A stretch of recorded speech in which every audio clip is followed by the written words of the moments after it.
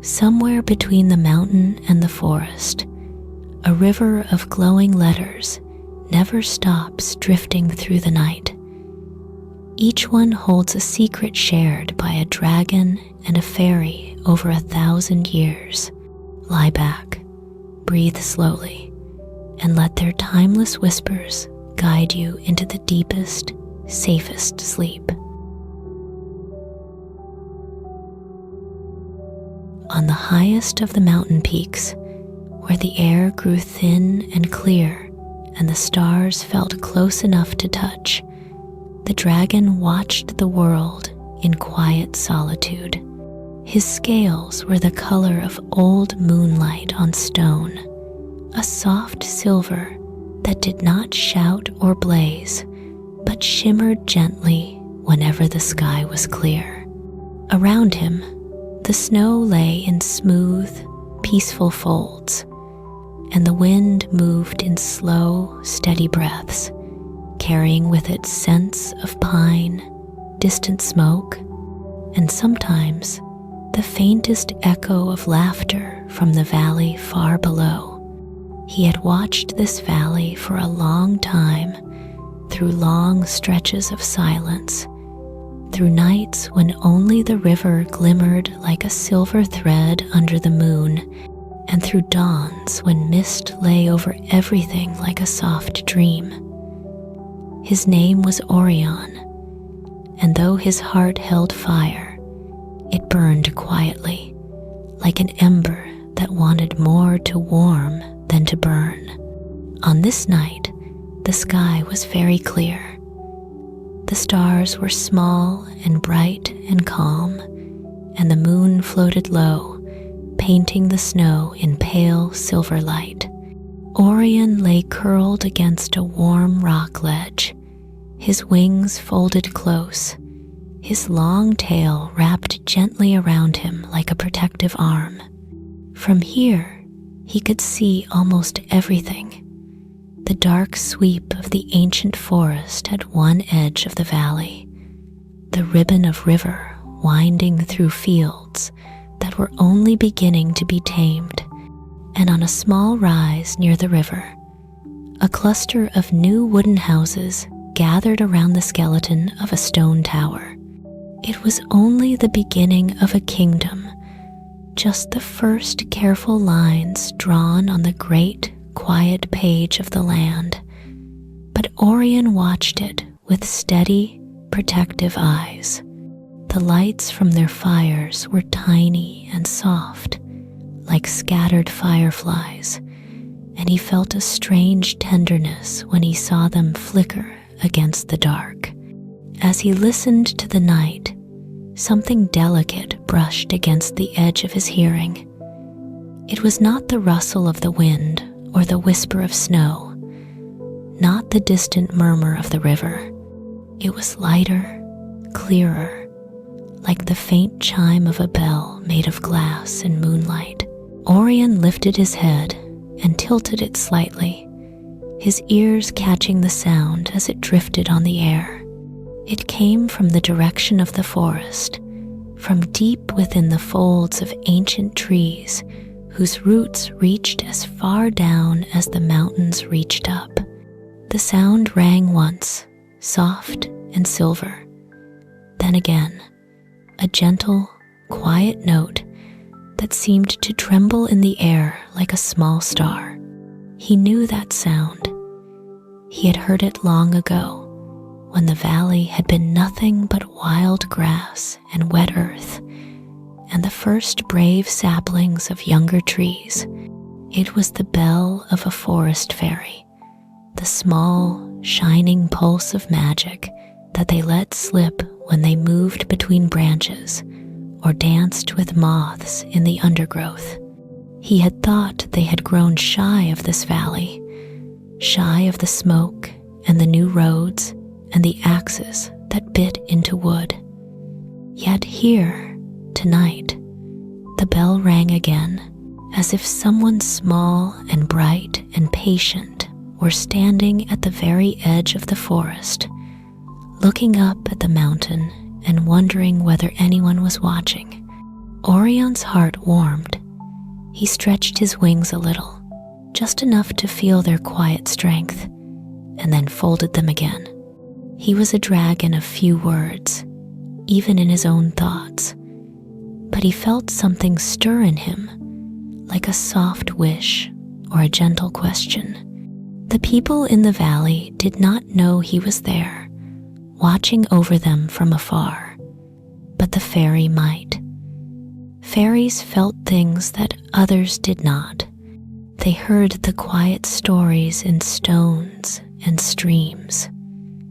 They saw the shimmering outline of thoughts that were never spoken. Perhaps she had felt his gaze on the valley all this time. Perhaps that was why her bell rang tonight with such clear, inviting notes, like a greeting carried on the wind. For a long moment he simply listened, letting the quiet rhythm of the chimes sink into him. Then, slowly, he uncurled his claws and looked down at the snow beside him. With the tip of one talon, he drew a line in the powder, then another, letting his magic move softly through the strokes. Dragons did not often write, but when they did, their letters glowed faintly, like distant stars reflected on water. Orion breathed out a gentle plume of warm air, and where his breath touched the snow, it shimmered and did not melt, turning into a smooth, shining surface like polished ice.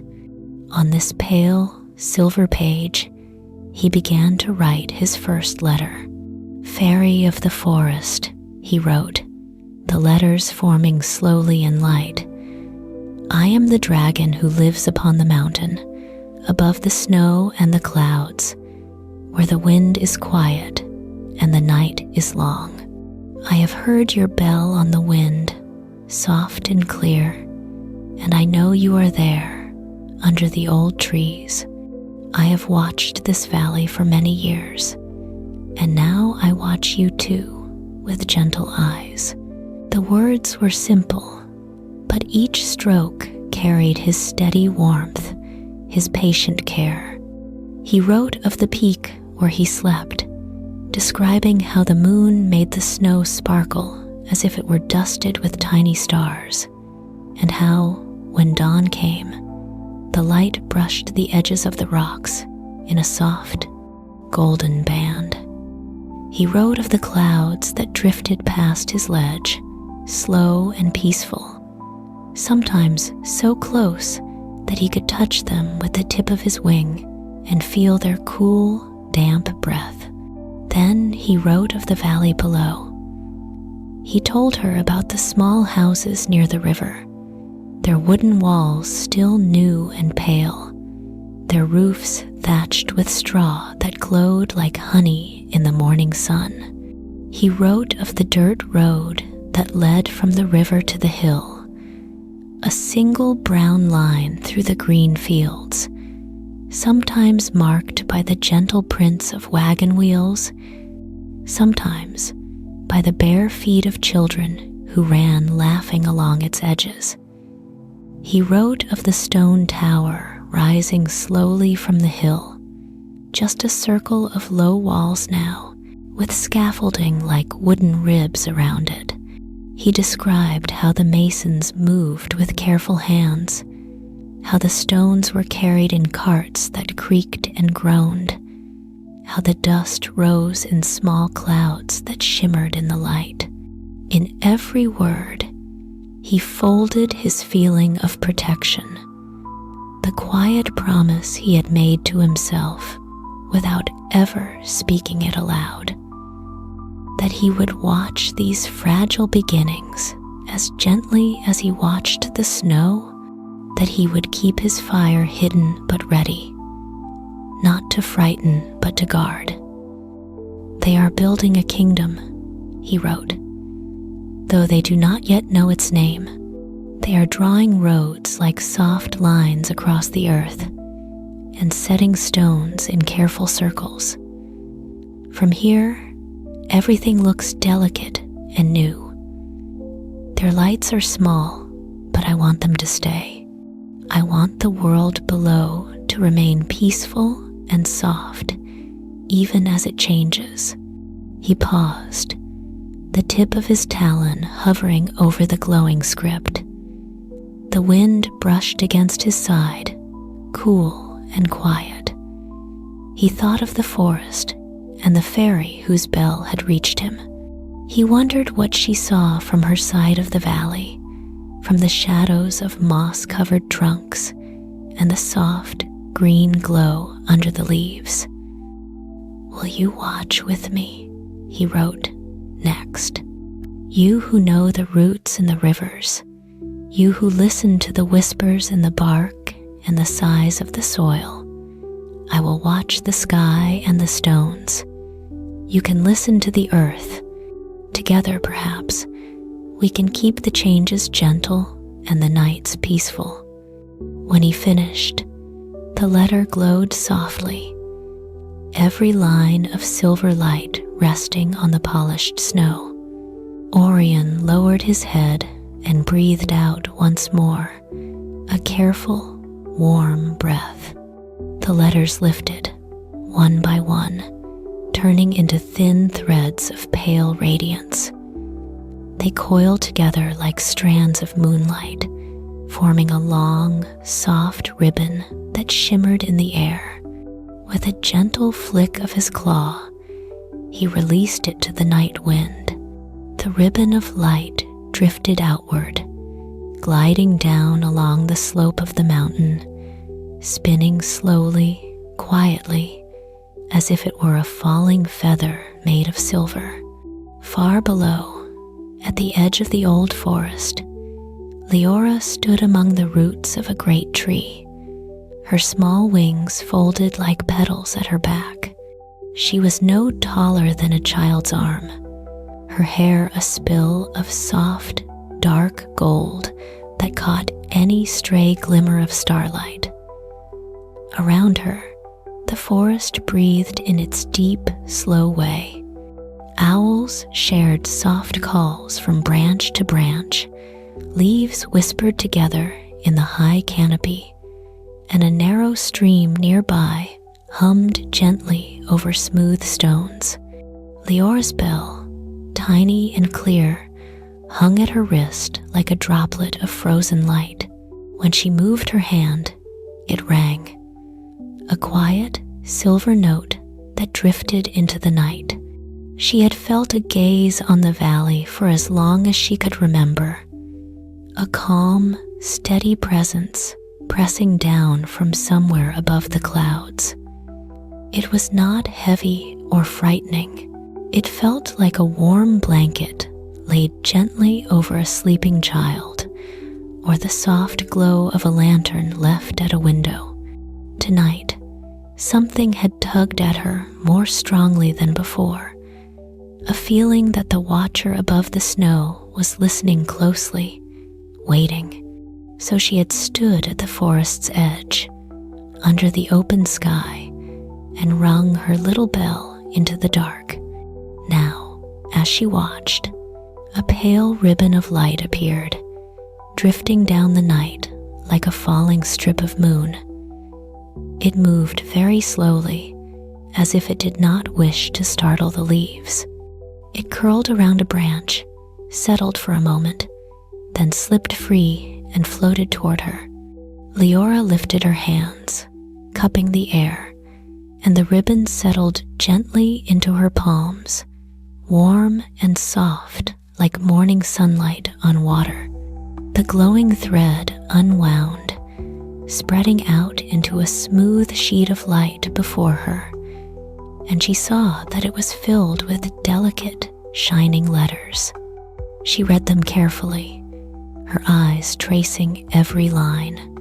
With each word about the mountain and the moonlit snow, the tiny houses and the half-built tower, the children's bare feet and the quiet promise of protection, her heart grew warmer and calmer.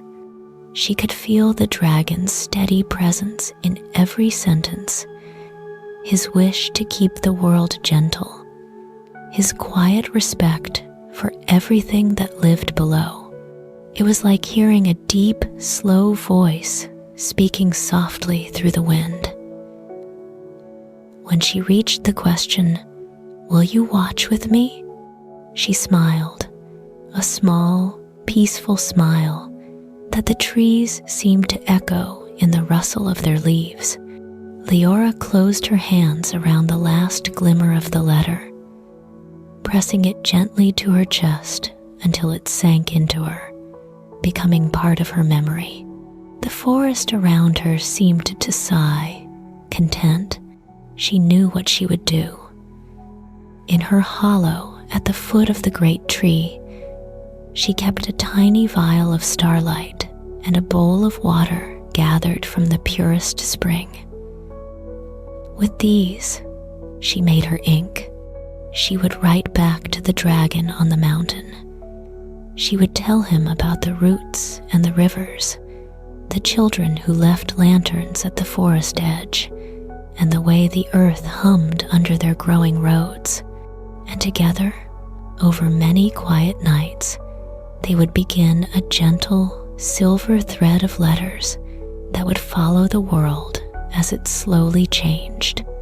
Always, always, under the same soft moon and the same patient stars, deep within the old forest, where the air was cool and damp and the ground felt like a living cushion beneath bare feet, Leora moved with the kind of quiet care that belonged to beings older than memory. The trees around her were tall and patient, their trunks wide and furrowed, their branches spread like slow, green clouds against the sky.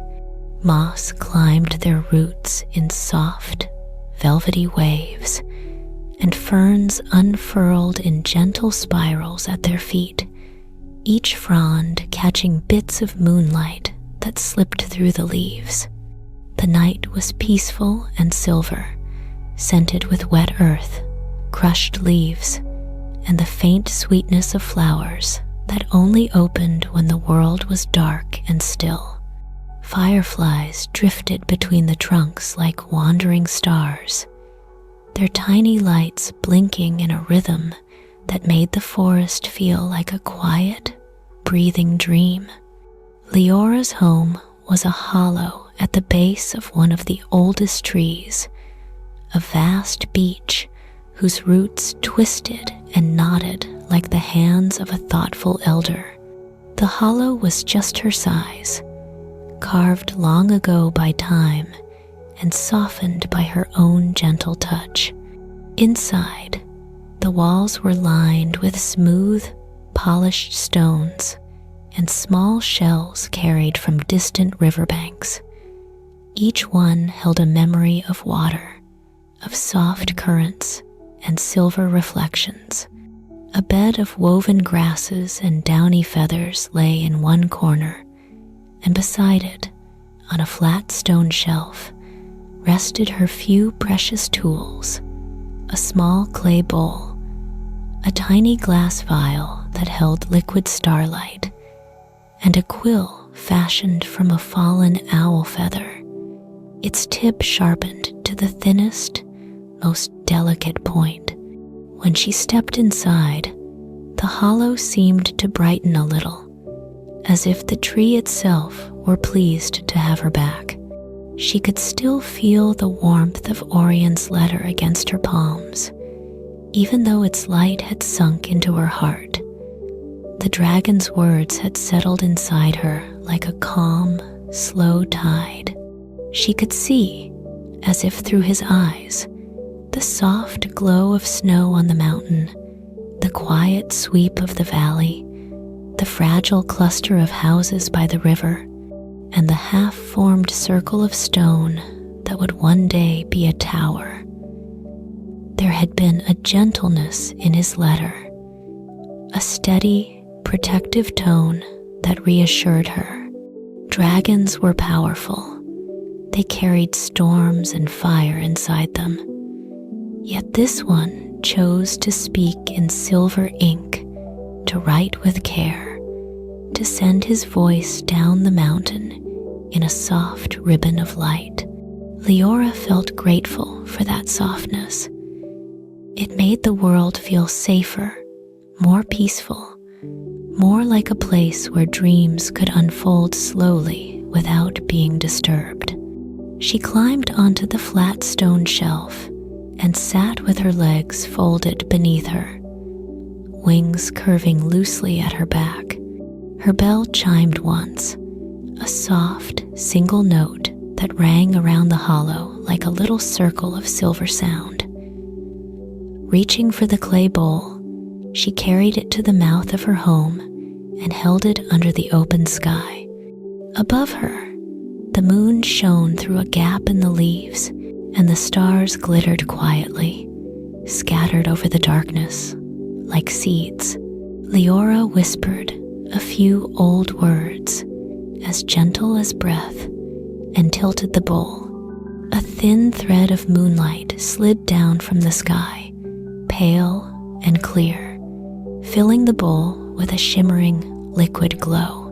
When it was done, she added a single drop from her vial of starlight, watching it spread and soften the silver until it looked like a pool of quiet light, calm and still.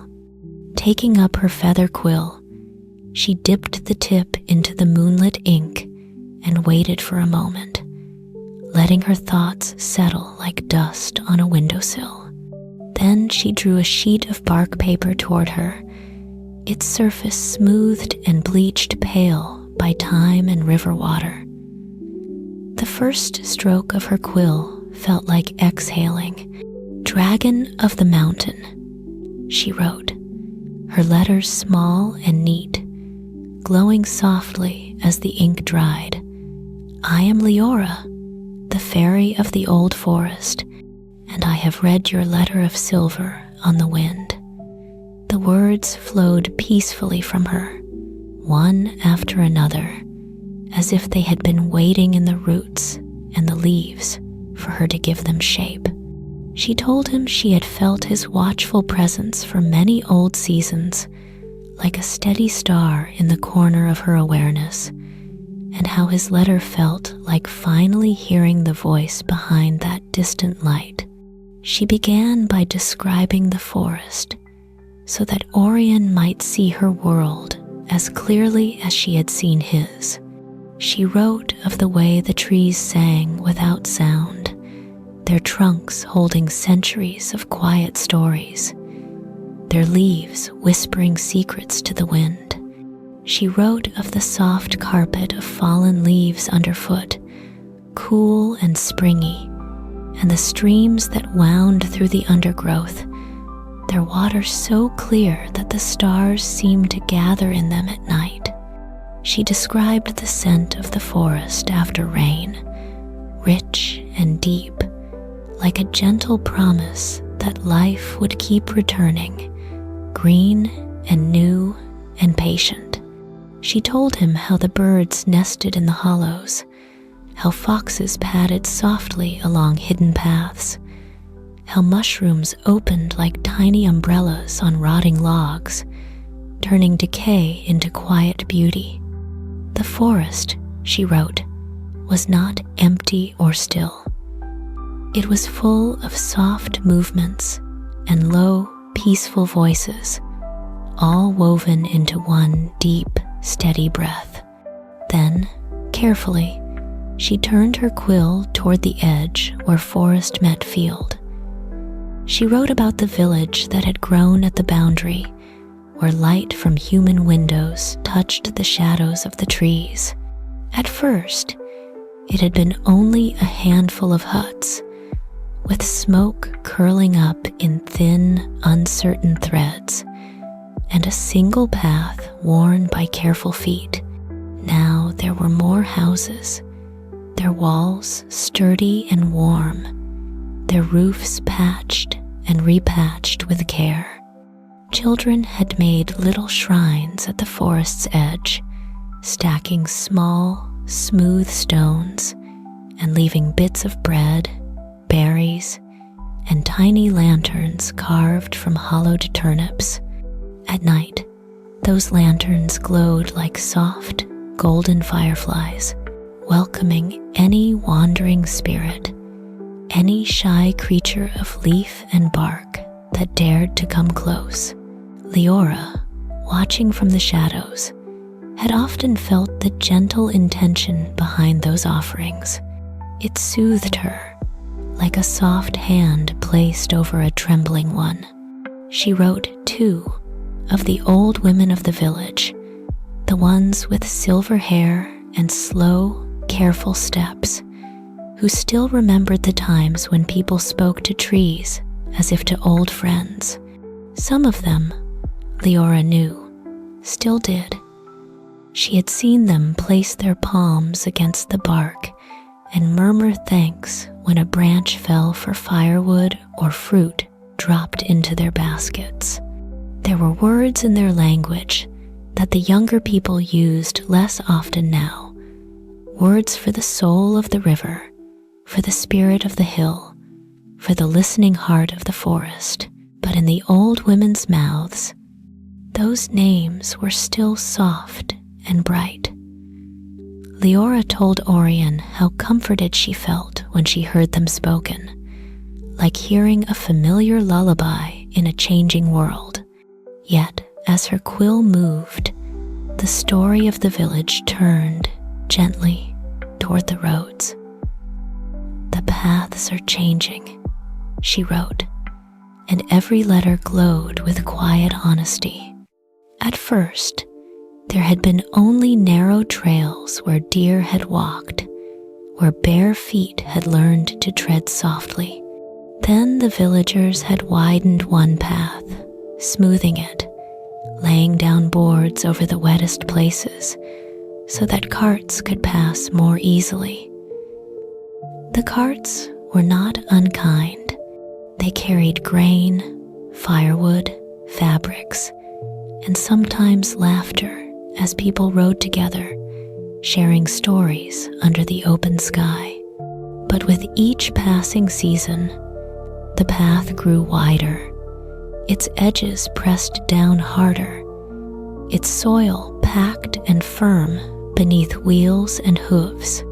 Leora described how the new road now stretched like a pale ribbon across the fields, leading not just to the village and river, but onward, gently uphill, toward the half-built stone tower Orion had spoken of. She had watched the road's growth with mixed feelings. As a mother might watch a child grow taller, there was pride in seeing the people learn to shape their world more easily, to travel, to trade, to meet one another. Yet, there was also a quiet worry, like a small stone in the shoe of her thoughts. Beneath the road, roots had to bend and twist. Some tiny burrows were abandoned. Some springs had changed their course just a little. The forest was wise and flexible, but not unfeeling. It shifted and sighed as the road pressed down, trying to remain peaceful, to remain soft and green, even as the weight of change settled slowly on its shoulders. "I do not fear them," she wrote in soft, flowing strokes. "The people are not harsh, not yet. Many are gentle. They leave their lanterns. They whisper thanks. Some children sit at the forest's edge and listen, very quietly, as if they are trying to hear the stories in the leaves. But I wonder, as the paths widen and the wheels pass more often, if the earth will grow tired. I wonder if the roots will ache where the ground is hard, and if the small voices of beetles and seeds will be heard as clearly as before." The ink shimmered on the page, a silver mirror for her quiet concern. It was not a sharp fear, only a soft unease, like a cloud crossing the moon. Leora lifted her gaze from the page and listened to the forest around her. The night was still peaceful. The river hummed. An owl called once, low and calm. The tree that sheltered her creaked gently as it settled deeper into the soil. Nothing rushed, nothing shouted. Time in the forest moved like a slow, steady river, and she knew that it could hold many changes without breaking. Still, she wanted the dragon on the mountain to know the truth of what she saw and felt. She wanted their shared watching to be clear and honest, like still water reflecting the stars. So she added, with careful tenderness, "You say you will watch the sky and the stones. I am glad. I will listen to the roots and the rivers. I will hear when the soil sighs and when the seeds rejoice. When the roads press too hard, I will know it. When a child sits quietly and makes a wish into the wind, I will hear that too." Her quill moved slowly, each word a soft step. Let us share what we see and feel. Let us keep the changes gentle, if we can. Let your eyes guard them from above, while my ears rest against the earth below. Together, we can send peaceful thoughts into the paths and walls they build, so that their kingdom grows like a tree, strong but kind, rooted but reaching, always under the same silver moon. When she finished, the page of bark paper shone with a soft, steady light, the letters resting peacefully on its surface like dew on petals. Leora set down her quill and placed both hands flat on either side of the letter, whispering a blessing into it, a wish for softness, for quiet, for dreams that did not harm. Slowly, the ink lifted from the page, turning again into a thin, shining ribbon of moonlit script. It curled up like a gentle spiral, hovered in the air, and then, with a small chime from her wrist bell, slipped out of the hollow and into the night. The ribbon of light threaded itself through the branches, gliding past leaves and over sleeping birds. It followed the curve of the river, then climbed the air like a drifting feather, always moving toward the cold, clear stars above the mountain. Below, the village lights twinkled softly. A child turned over in sleep.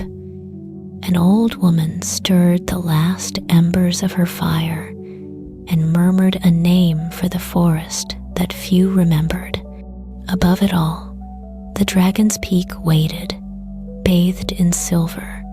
The letter rose higher, higher, quiet and luminous, carrying with it the forest's voice, the fairies' gentle concern, and an invitation to watch together, to guard together, to keep the world as calm and peaceful as a dream held between steady, caring hands. Years slipped by as softly as mist rolling down the mountain, so gently that neither dragon nor fairy could say exactly when the valley below had changed from a scattering of beginnings into something more complete.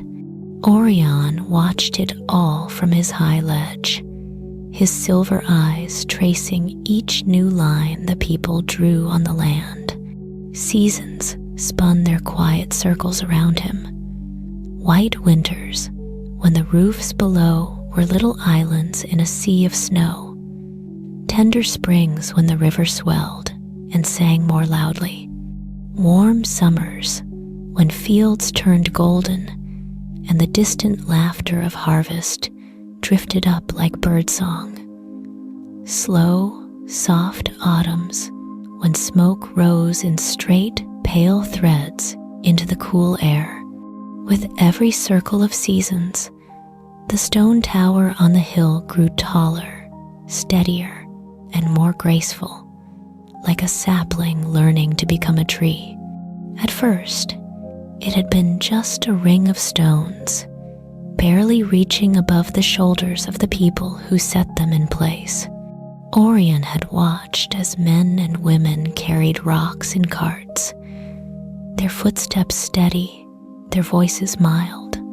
As the years moved, the tower climbed, stone by stone, its walls thick and pale, catching the first light of dawn and the last light of dusk. Scaffolding rose and fell like temporary branches, and tiny figures crawled over them, carefully shaping every corner.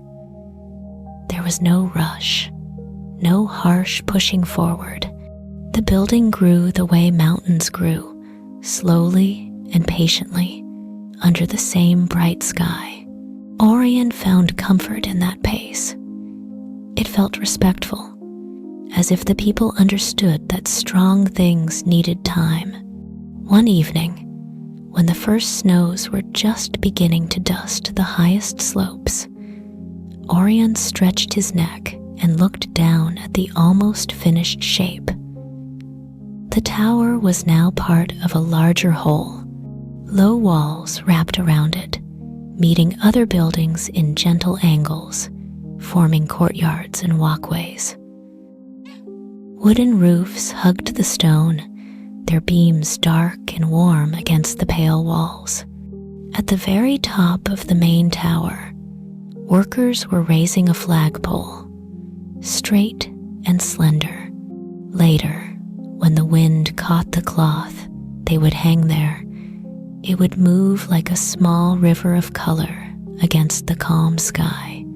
The sight made Orion's chest feel strangely full, like a deep breath he did not need but enjoyed taking anyway. He decided it was time to write again.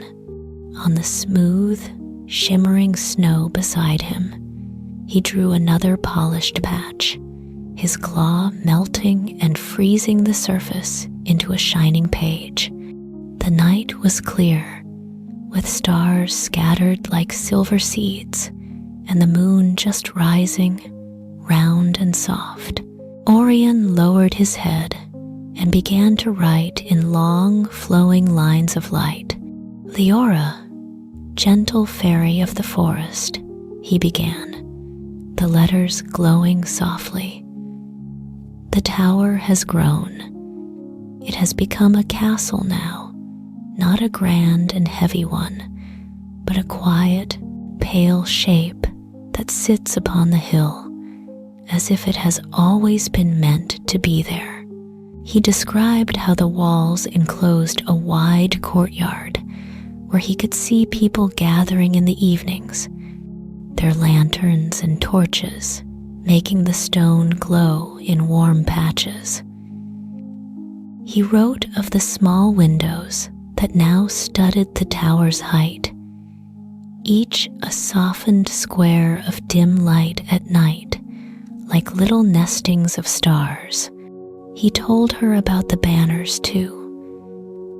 They had appeared only recently, strips of cloth hung from the highest points, catching the wind in slow, rippling waves. From such a distance, Orion could not see the symbols on them clearly, but he could see the colors: deep blue, soft gold, a line of white that fluttered like a line of cloud. "They move like water in the sky," he wrote. "Sometimes they hang still, like tired birds resting their wings. Sometimes they dance against the breeze. But even then, their movement is gentle. They do not shout. They simply say, 'We are here now. We belong to this hill.'" His quill of light moved on. He spoke of the road leading to the castle, the same dirt path Leora had written about, now smoothed and widened but still curving softly around the natural shapes of the land.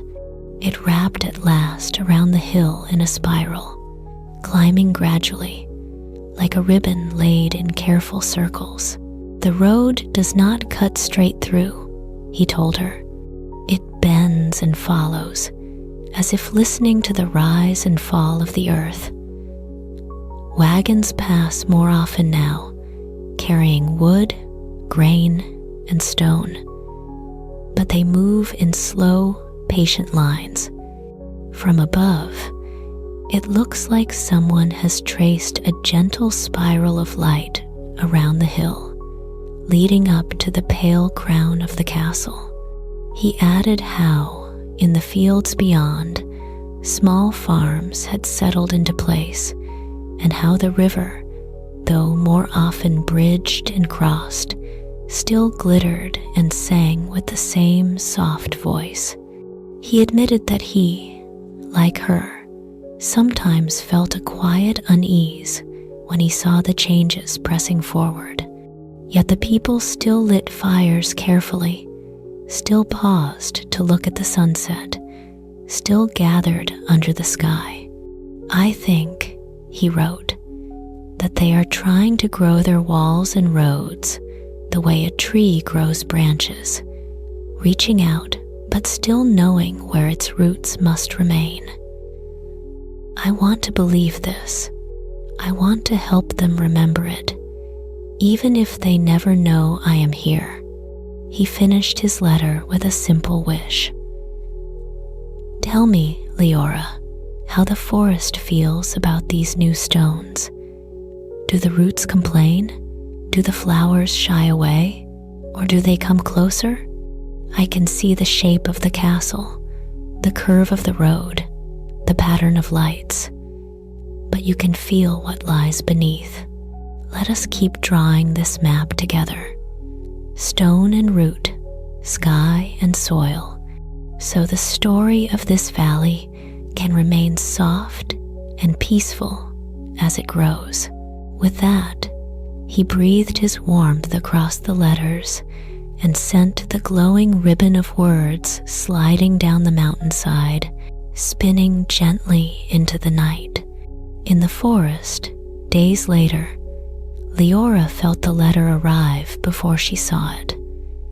The trees around her seemed to lean a little, their branches tilting toward the distant hill, as if they, too, were listening.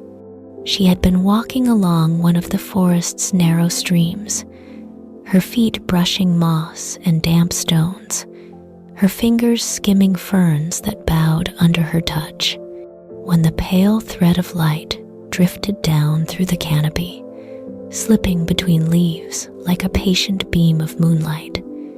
She held out her hands without surprise. The ribbon settled into her palms, warm and familiar, unfolding into Orion's shining script. She read as she walked back to her hollow, feet moving with instinctive ease along familiar routes. With each description of pale walls and soft banners, of the spiral road and quiet lights, she formed a clear picture in her mind. The castle, she remembered, had seemed at first like an interruption on the hill, a straight-edged echo in a world of curves. Now, as Orion wrote of it, she could feel that its stones had begun to soften in spirit, settling into the soil as if making peace with it. She thought of the people who had built it, of their tired but contented faces as they returned along the forest edge, and she felt a gentle acceptance unfold within her. In her hollow, she lit a small lamp of firefly glass and poured fresh moonlit ink into her bowl. The owl feather quill felt smooth between her fingers. She began her answer with gratitude, as she often did now. "Orion," she wrote, "your eyes see so far and so calmly, that your letters feel like quiet weather rolling in. I am glad the castle has grown in such a patient way. From below, it looked once like a sharp tooth on the hill. Now, as its walls spread and its windows glow, it feels more like a lantern, a steady light instead of a spike. She went on to describe what he could not see from above, the life that had gathered along the spiral road. At the edges of the path, she wrote, wildflowers have sown themselves. No one planted them there. The wind carried their seeds, and the carts pressed them into the earth. Now, in spring and early summer, little rivers of color run alongside the wheels. White daisies with soft, golden hearts, bluebells that nod in the slightest breeze, tiny pink clover that bees love, humming gently as the wagons pass. The more the road is used, the more the seeds find new places to rest. Between the lines of the wheel tracks, green things rise, soft and stubborn. Leora told him about the way grasses bent and then straightened after each passing cart, of how roots quietly explored the spaces the road left untouched, threading themselves under and around the pressed soil. She spoke of small creatures that had found new paths, mice that learned to dart across at quiet times, birds that used the road as a line to follow from tree to tree, foxes that trotted along its edge like silent shadows. The forest does not close itself against the road, she wrote. It watches, it adjusts, it stretches its roots and branches in new directions. The earth mutters sometimes where the wheels press hardest, but when the rain comes, when seeds are washed into the tiniest cracks, little shoots appear. The land is patient. It finds ways to stay soft. She also described the gardens beginning to grow against the new stone walls. People had started to plant herbs and flowers in small beds near the castle's base, tucking roots into soil brought up from the valley. Leora had seen women kneeling there, hands in the dirt, faces peaceful, as they set lavender, sage, and rosemary along the outer walkway. Their scents drift down to us, she told Orion. Sometimes, when the wind is just right, the forest smells of pine and moss, and also of these new, gentle herbs, stone and leaf, wall and root, breathing together.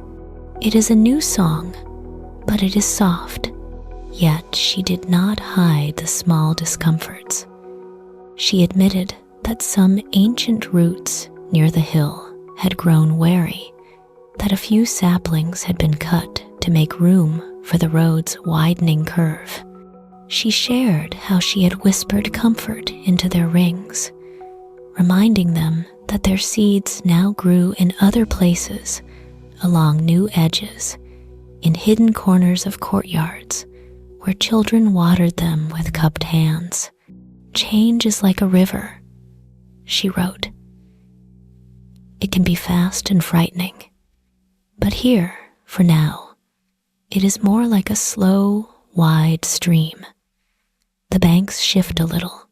Some stones are moved, but the water is still clear, and the song is still gentle. Your watching from above and my listening below help keep it that way.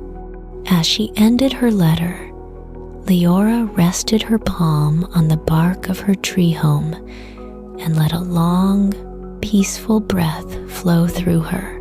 Let us continue, she wrote in her last lines. You will tell me how the walls rise and the roofs settle, how the lights burn late or early, I will tell you where the flowers bloom and where the roots are pleased or sore. Together, we will make sure that this castle grows not as a wound, but as a new branch on the great, quiet tree of this valley. Stone and root, side by side, under the same soft moon and the same patient stars. When she sent her letter into the night, the ribbon of light rose past the newly softened outline of the castle hill. It slipped over gardens and lanterns, over the spiral road lined with tiny blossoms, over sleeping farmers and guards pacing slowly along the walls. The valley rested in its gentle darkness, stitched together by the silver thread of their exchanging words. Above, Orion waited on his snowy ledge. Below, Leora watched from among the roots. Between them, the world changed, but it changed softly, drawing itself into a shape that could belong to both stone and leaf, both sky and earth, both dragon and fairy, in one long, peaceful dream. The years unfolded in soft layers, each one settling over the valley like a thin veil of mist, almost invisible, yet changing the shape of things in slow, gentle ways. From his high ledge, Orion could see that the land was no longer marked by a single path and a single hill of stone. The castle had taken its place with quiet dignity, its pale walls now as familiar to the horizon as the line of distant forests and the winding river. Around it, more houses had gathered like chicks around a calm hen, their roofs touching, their chimneys sending up patient threads of smoke. And from this cluster of life, roads began to stretch outward, not harsh or straight, but in soft, careful lines that followed the natural folds of the land. The valley was learning to connect its own quiet places, drawing paths not just to survive, but to visit, to share, to wander. At night, Orion noticed the roads first by their lights. In earlier days, he had watched a single ribbon of torchlight curl up the hill to the castle, a scattered trail of small flames carried by hands, moving slowly through the dark. Now, when the moon was thin and the stars were shy, more lights appeared along the earth below. Lanterns hung at crossroads, their glass panes fogged by breath and weather, their flames steady and soft instead of sharp. Doorways glowed at the edges of paths, and sometimes a line of moving lights drifted along the valley floor like a procession of low, wandering stars. From above, it seemed as if someone had traced faint, golden constellations across the ground, mirroring the sky with tiny human stars. One clear evening, when the moon was only a pale crescent and the snow on his peak looked like spilled milk, Orion stretched his heavy body and settled closer to the edge of his ledge. He wanted to see these roads more clearly, to watch how they held and guided the quiet footsteps below. He saw that the main road, the one that wrapped around the castle hill, had grown smoother, its surface compacted by many passing wheels and feet. Yet around it, grasses still grew, bending when they must and rising again when they could. Smaller paths branched off from it, some leading to distant farms whose windows glowed with gentle light, others disappearing into low hollows where shrines and wells had been built. No two roads were quite the same. Each followed the land's own suggestion, curving here, pausing there, crossing streams with modest wooden bridges that shone pale in the moonlight. Orion felt a deep calm as he watched. There was motion below, but it was not restless. It was like a slow, thoughtful dance with pauses and bows and quiet steps. He saw travelers sometimes, their lanterns held low, their cloaks wrapped warmly around them against the night air. Sometimes they walked in pairs, heads bent close in murmured conversation that did not disturb the soft breathing of the valley.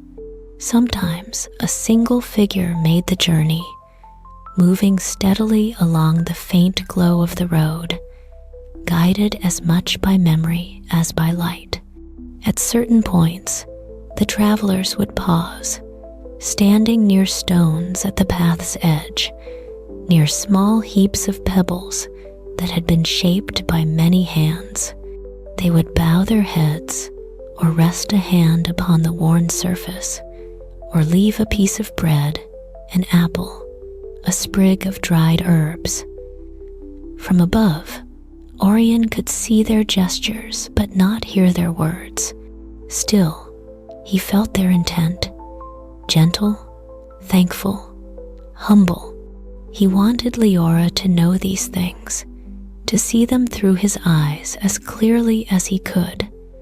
So, once more, he smoothed a patch of snow into a shining page and drew letters in lines of soft light.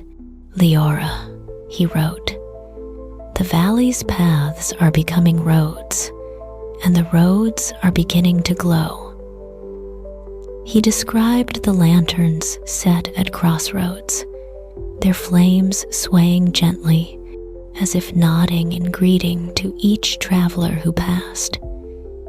He told her how the roads had multiplied, yet none felt harsh. They curved with care. They rose and fell with the breathing hills. At night, he continued, it is as if the earth has learned to wear necklaces of light, with each lantern a bead of soft gold threaded along the line of the dark. These roads do not tear the land. They trace it, like fingers gently following the shape of a sleeping friend's shoulder. He wrote of the quiet footsteps he had watched, how some walked quickly, eager to return to warm hearths and familiar faces, and how others moved slowly, as if they enjoyed the night and its hush. He noted the way small groups would sometimes stop at the shrines by the roadside, where a flat stone or a simple carved figure marked a place of old meaning. They light candles there, he wrote, and the little lights gather in clusters, trembling but steady. Their prayers, if that is what they are, rise like smoke, but also like very soft music I almost feel in the air. It is as if the road becomes a long, quiet chapel, with the stars above as its ceiling and the earth below as its floor. When he had described as much as he could, he ended his letter with a gentle reflection. The world feels larger now, he admitted, for the roads reach farther than they once did, and the lights travel along them like threads of thought. Yet it does not feel noisier. The valley is still quiet. The snow still falls in slow, peaceful veils. The river still glows in silver curves. The roads have not taken away the night. They have only added a few more stars to its surface. I hope the forest feels the same. Tell me how the footsteps sound to you under the trees, and whether the earth beneath the paths still knows how to dream. He sent the letter as he always did, on a breath of warm air that turned the glowing script into a drifting ribbon of silver light. It floated down through the calm darkness, over fields, over lantern-lit crossroads, over travelers finishing their slow journeys home. Below, where the roads brushed the forest's edge, Leora was already awake and listening, her senses stretched out along roots and streams, feeling the gentle tapping of feet above, the faint murmur of wheels passing by. When Orion's letter found her, unfurling in soft light between her hands, she smiled with the deep, quiet joy of seeing two worlds touch. She had come to know the roads not just as lines on the land, but as threads in the forest's own awareness. The roots felt their presence, the steady pressure, the occasional vibration of hooves, the rhythmic patter of rain on packed earth. The streams had learned to whisper beneath small bridges, their songs altered only slightly, softened by the wood and stone that guided them. The animals had found new ways to move, some choosing to cross at night when the lanterns made everything seem kinder, others following the roads for short distances as if they, too, were curious about where these paths led. Leora carried the letter back to her hollow, then sat beside her bowl of moonlit ink and began to answer in her flowing, careful hand.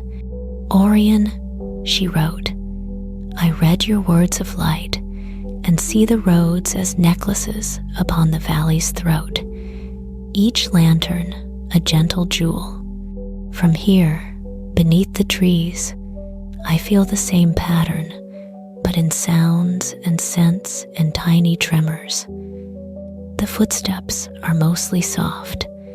The people do not stomp with anger or rush with fear. They walk with the weariness of work and the comfort of returning, with the hope of arrival and the patience of distance. She described how, at the forest's edge, travelers often slowed their pace, as if the shadows there asked them to be a little quieter. Some would stand for a moment, listening to the leaves. Others would bow their heads, their lips moving with words she could not always catch, but whose tone she understood. Thanks for safe journeys, wishes for loved ones far away, promises whispered to the night. Many leave small gifts, she wrote. I have seen bread placed on stones, the crusts still warm from ovens. I have watched apples rolled gently into hollows, bright and red, their skins catching moonlight. Sometimes there are sprigs of rosemary, tiny wreaths of wildflowers, or little candles in cups made of folded leaves.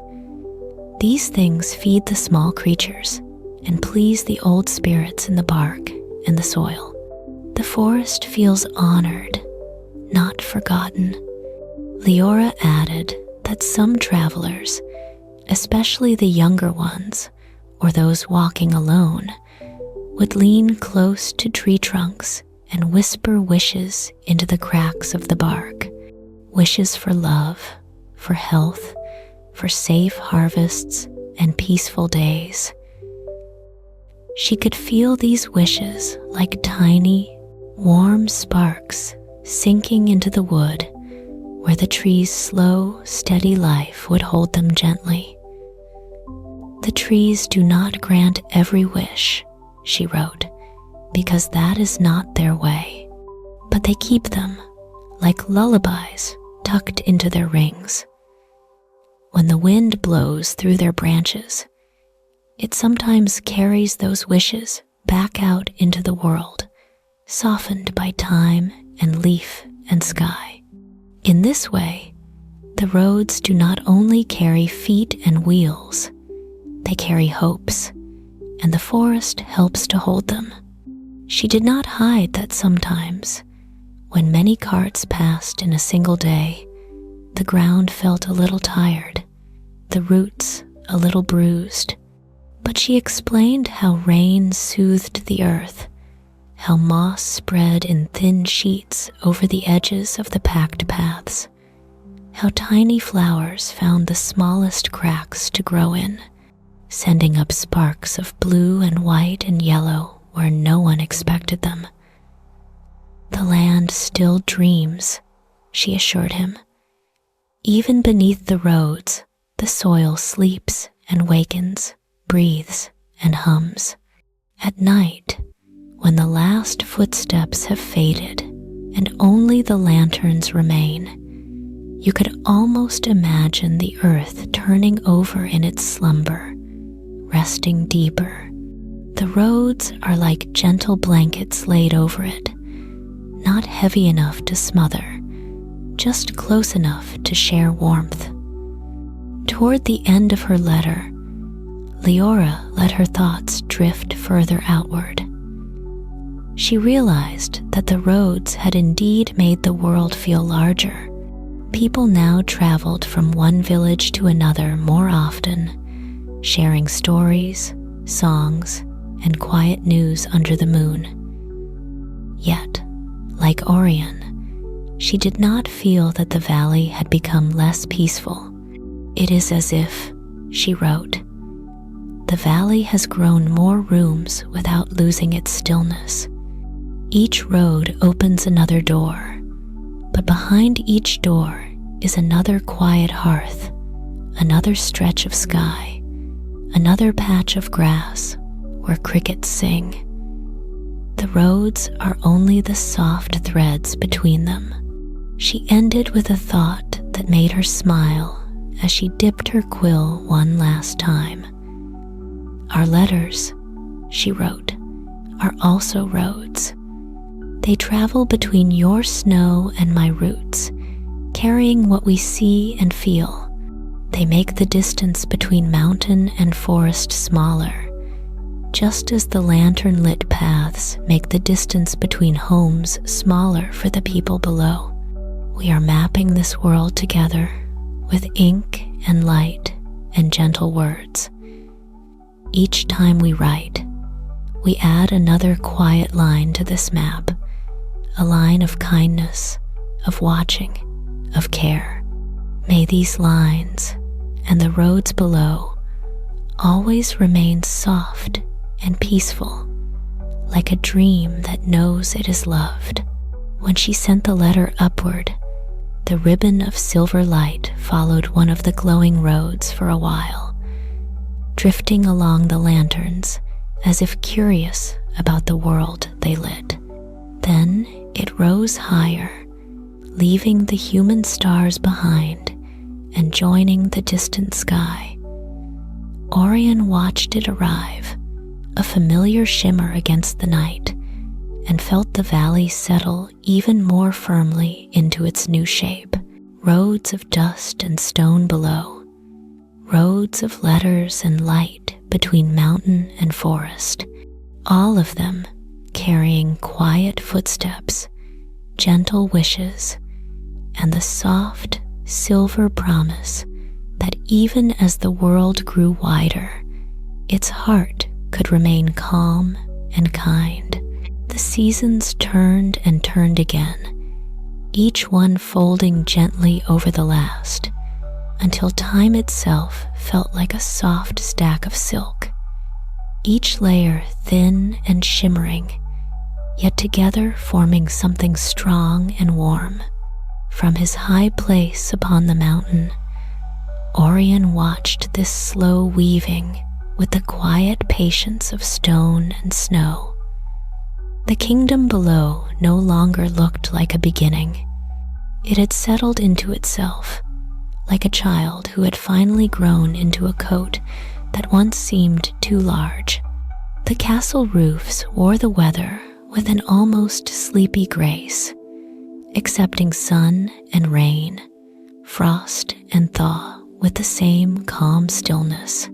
The village streets had learned the patterns of footsteps for each time of year. The the quick, light dance of spring, the barefooted ease of summer, the careful crunch of autumn leaves, the muffled hush of winter snow, Orion found that his letters to Leora had begun to follow the circle of the seasons more than the rise of new walls or the cutting of new roads. There was still building, always, somewhere in the valley. A new house near the river, a rebuilt roof after a heavy storm, a small shrine set upon a hill where someone had felt something sacred. But the deeper story, the one that soothed him the most, was the steady, repeating rhythm of change and return. So he wrote to her of winters first, because winter was when his mountain felt most like a cradle of silence, holding the valley in its white, gentle hands. In winter, he wrote on a clear night, when the stars shone so brightly they seemed to ring with their own soundless music. The castle sleeps under a soft cap of snow.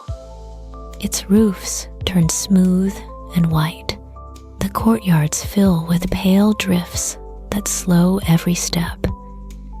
Smoke rises thicker from chimneys, not in hurried bursts, but in calm, steady streams, like breath from a sleeping giant.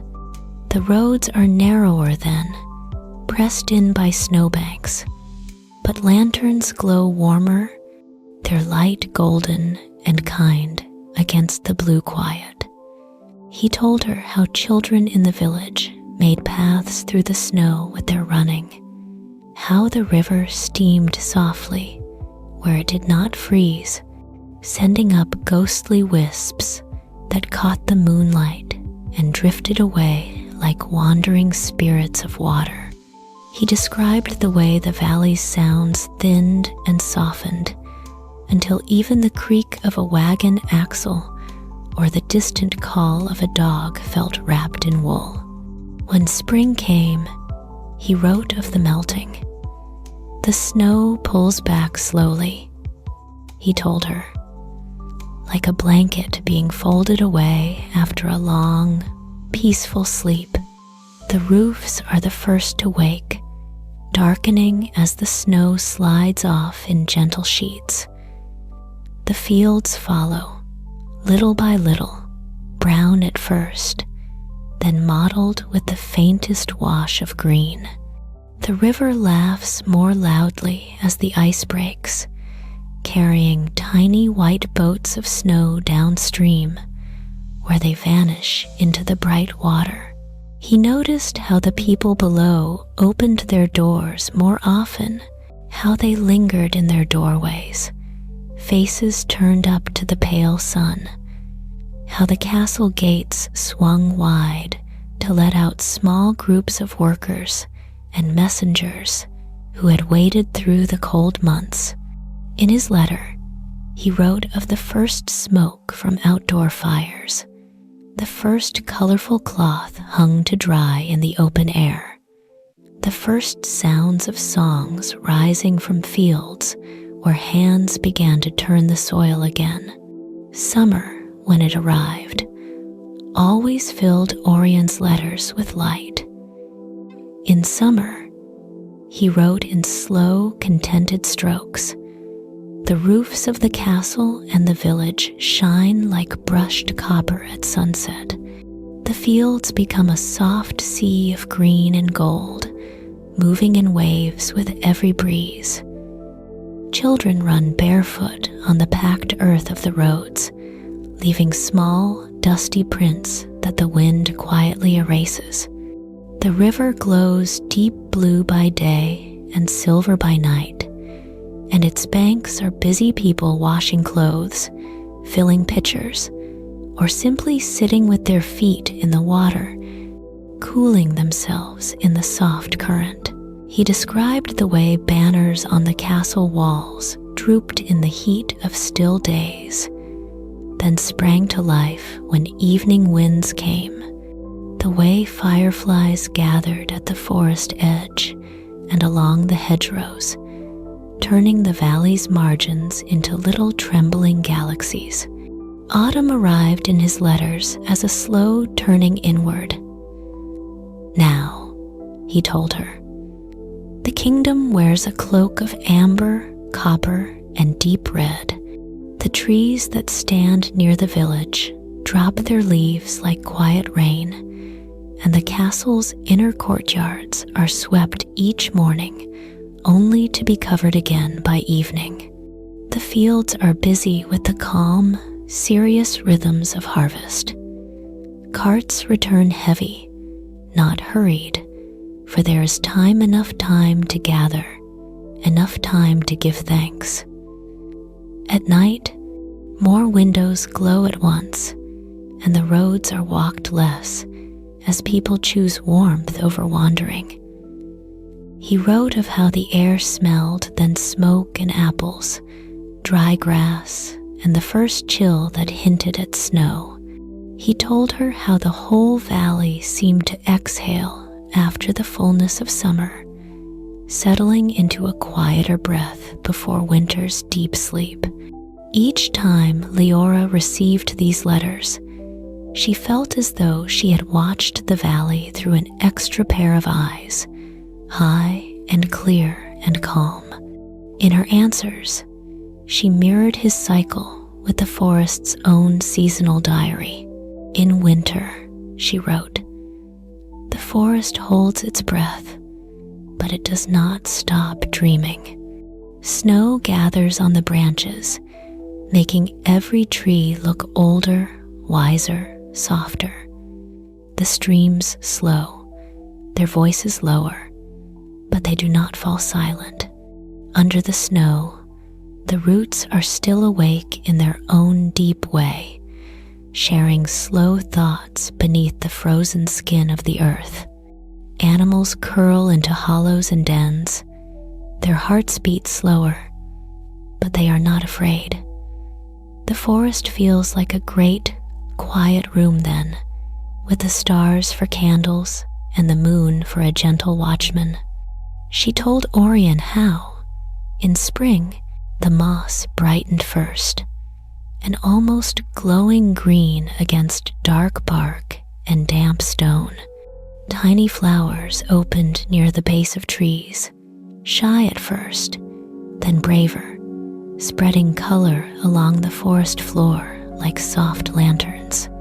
She wrote of how shoots pressed up through last year's leaves, of how birds returned with new songs, weaving fresh notes into the old, patient symphony. "You speak of doors opening in the village," she wrote. "Here, it is buds that open, unfurling leaves that had been waiting all winter long. We feel the sap rising, a quiet rush under the bark, like whispers of warm dreams returning after a long rest." In summer, Leora described the forest as a deep, cool lake of green, where light filtered down in soft, shifting patterns. The kingdom's roads and fields lay bright and hot beyond the tree line, but inside, the air was gentle and shaded, filled with the sense of earth and growing things.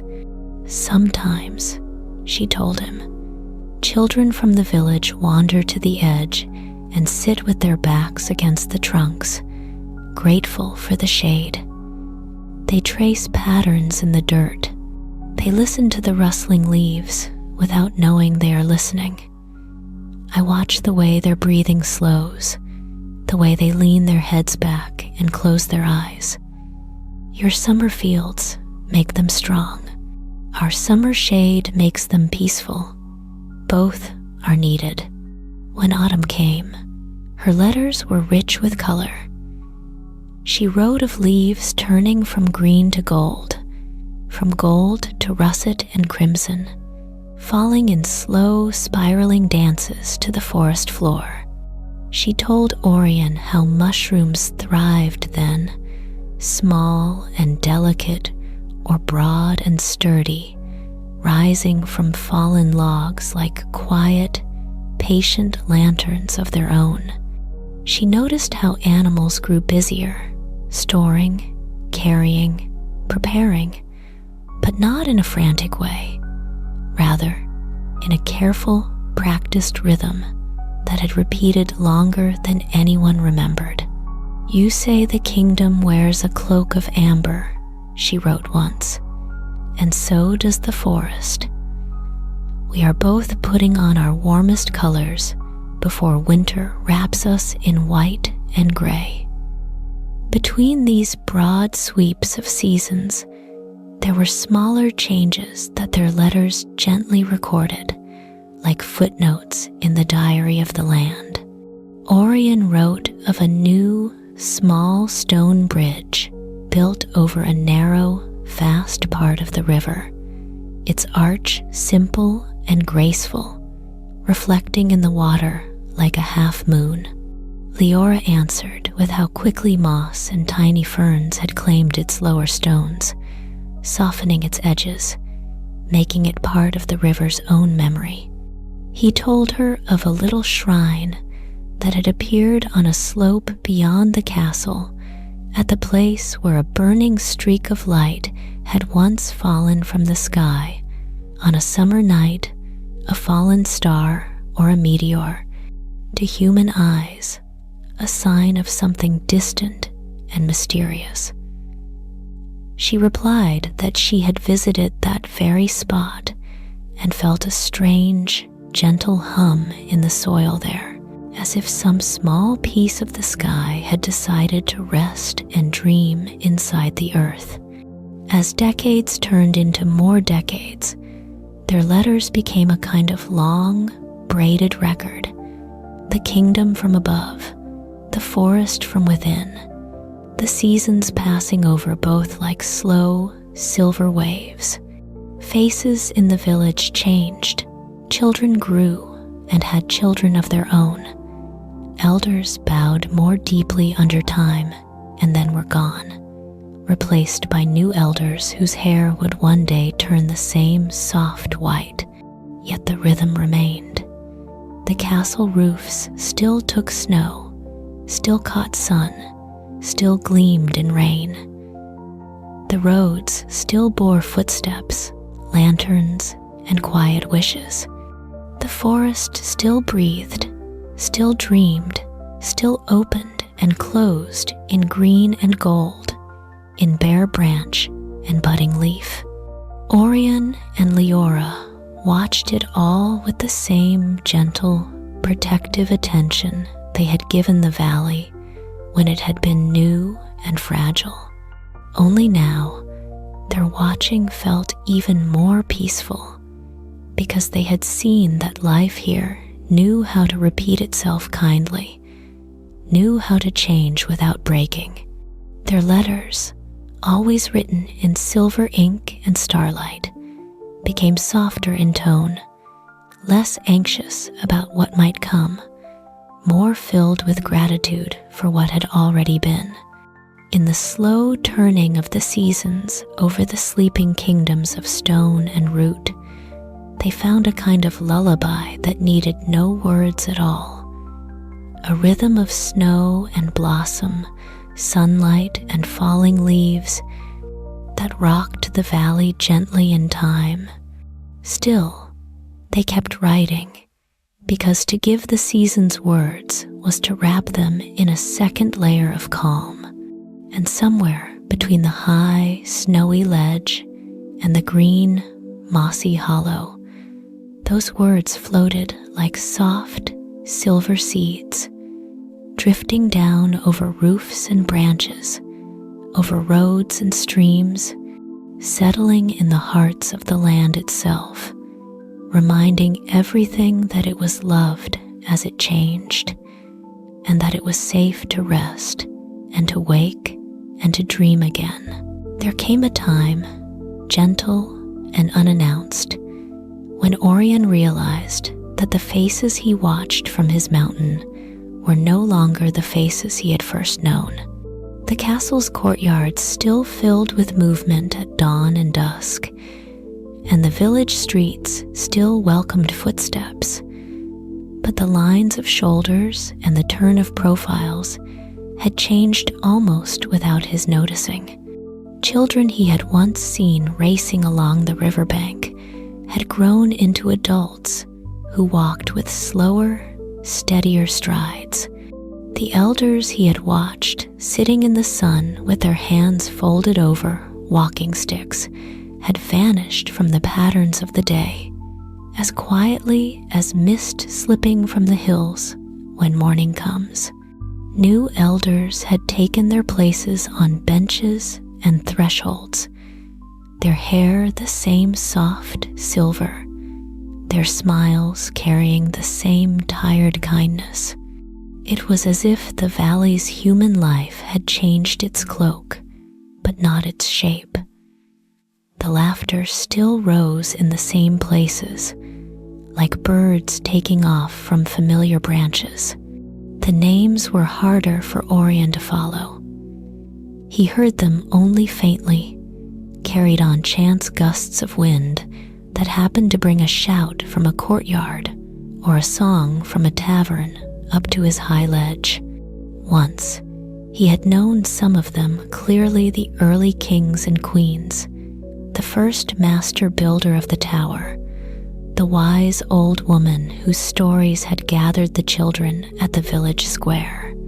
Their names had sounded often in the air, repeated with reverence or affection, woven into blessings and toasts. Now, those names were rarer. New ones had taken their place, new rulers, new stewards, new children whose lives would grow into stories of their own. Orion felt no bitterness at this. It was the way of lives that burned more quickly than his. Yet he felt a tenderness for the names that had faded, like fondness for stars that had set. In one of his letters, on a night when a thin veil of cloud hung between the stars and the earth, he tried to explain this feeling to Leora. "The faces have changed," he wrote, his silver letters soft against the snow, "but the sounds beneath them have not. The courtyards are still filled with laughter at the same hours, especially when the day's work is done and the light is pale. The castle's high hall still sends out a low murmur during feasts, a mixed sound of cups and voices that reaches me like a faraway river. The names on their lips are new, but the way they speak them, the warmth, the worry, the hope is the same. It makes me think that the valley itself remembers the shape of joy and sorrow, even when it forgets the words attached to them." He told her of the early king whose banner had first flown over the castle, a man whose posture had always been proud, but whose shoulders had lowered in private moments by a window when he thought no one was watching. That man's name had once been spoken with awe in the village streets. Now Orion heard it only in the mouths of a few old men who stood near the well, trading memories like small, carefully polished stones. Children, when they played at kings and queens, used other names. "The first queen," he wrote, "who used to walk alone in the gardens before dawn, now exists more in the roses that still grow along the walls than in the voices that remember her. Her name has grown faint, but the roses bloom each year without fail, climbing the stone as gently as ever. I think the petals keep something of her, her quiet, her patience, her early morning steps on the dew." He reflected, too, on how the stones themselves seemed to hold memories in their silent weight. The castle steps had been worn smooth in the middle, where countless feet had chosen the same path up and down. The outer wall, in one place, bore a faint depression where generations had leaned with elbows and forearms, resting their weight as they gazed over the valley or spoke to one another. They lean in the same places as those who came before them, Orion wrote, even when they no longer know whose hands and arms shaped those marks. The stones remember the pressure. The wall remembers being leaned on. I find this comforting. It means that nothing of tenderness is truly lost. It leaves its shape behind. When Leora received this letter, she read it under a soft canopy of leaves.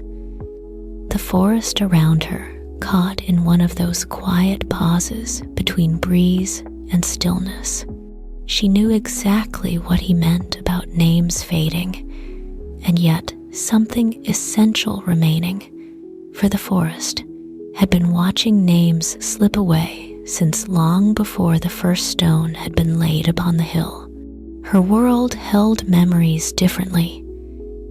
It did not remember in words spoken aloud, but in rings of wood, in the bend of branches, in the way roots thickened in places where people had once often stood.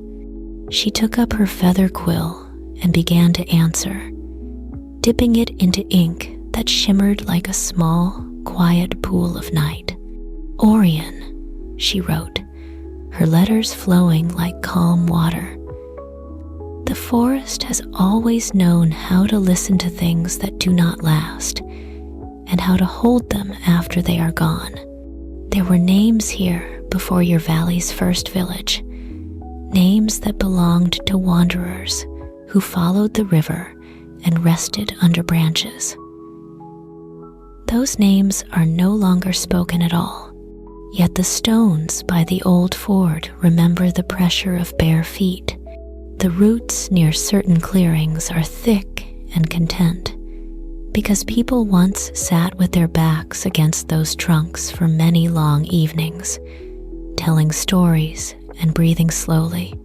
No one now could tell you who they were, but the trees lean in a particular way there, as if forever making room for those missing bodies. She told him of a small village that had once existed deeper in the forest, at a bend of the river where fish were plentiful and the soil was gentle. It had never been large, nor had it raised a tower or hung banners. But for a time, soft smoke had risen each day from its chimneys, and children's shouts had crossed the water to ring against the stones. Then, over years that felt long to human hearts and short to hers, it had emptied. People had left, not in fear or haste, but in slow, thoughtful steps, choosing to move closer to the growing town near the castle, where roads were easier and winters less lonely. They took what they could carry, and the rest stayed behind.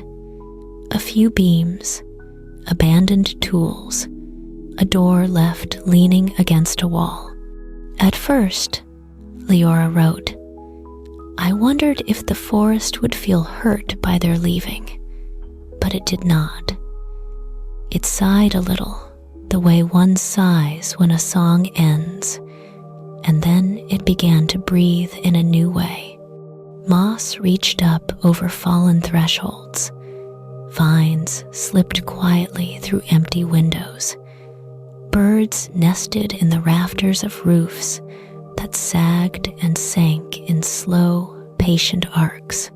Wildflowers seeded themselves in yards that had once been swept clean each morning. The village did not vanish. It softened, and then it blurred, until what remained was not absence, but a different kind of presence. She described how, now, if one walked through that place, one would see only hints. A stone that had clearly been shaped by hands, now half buried and cradling a fern.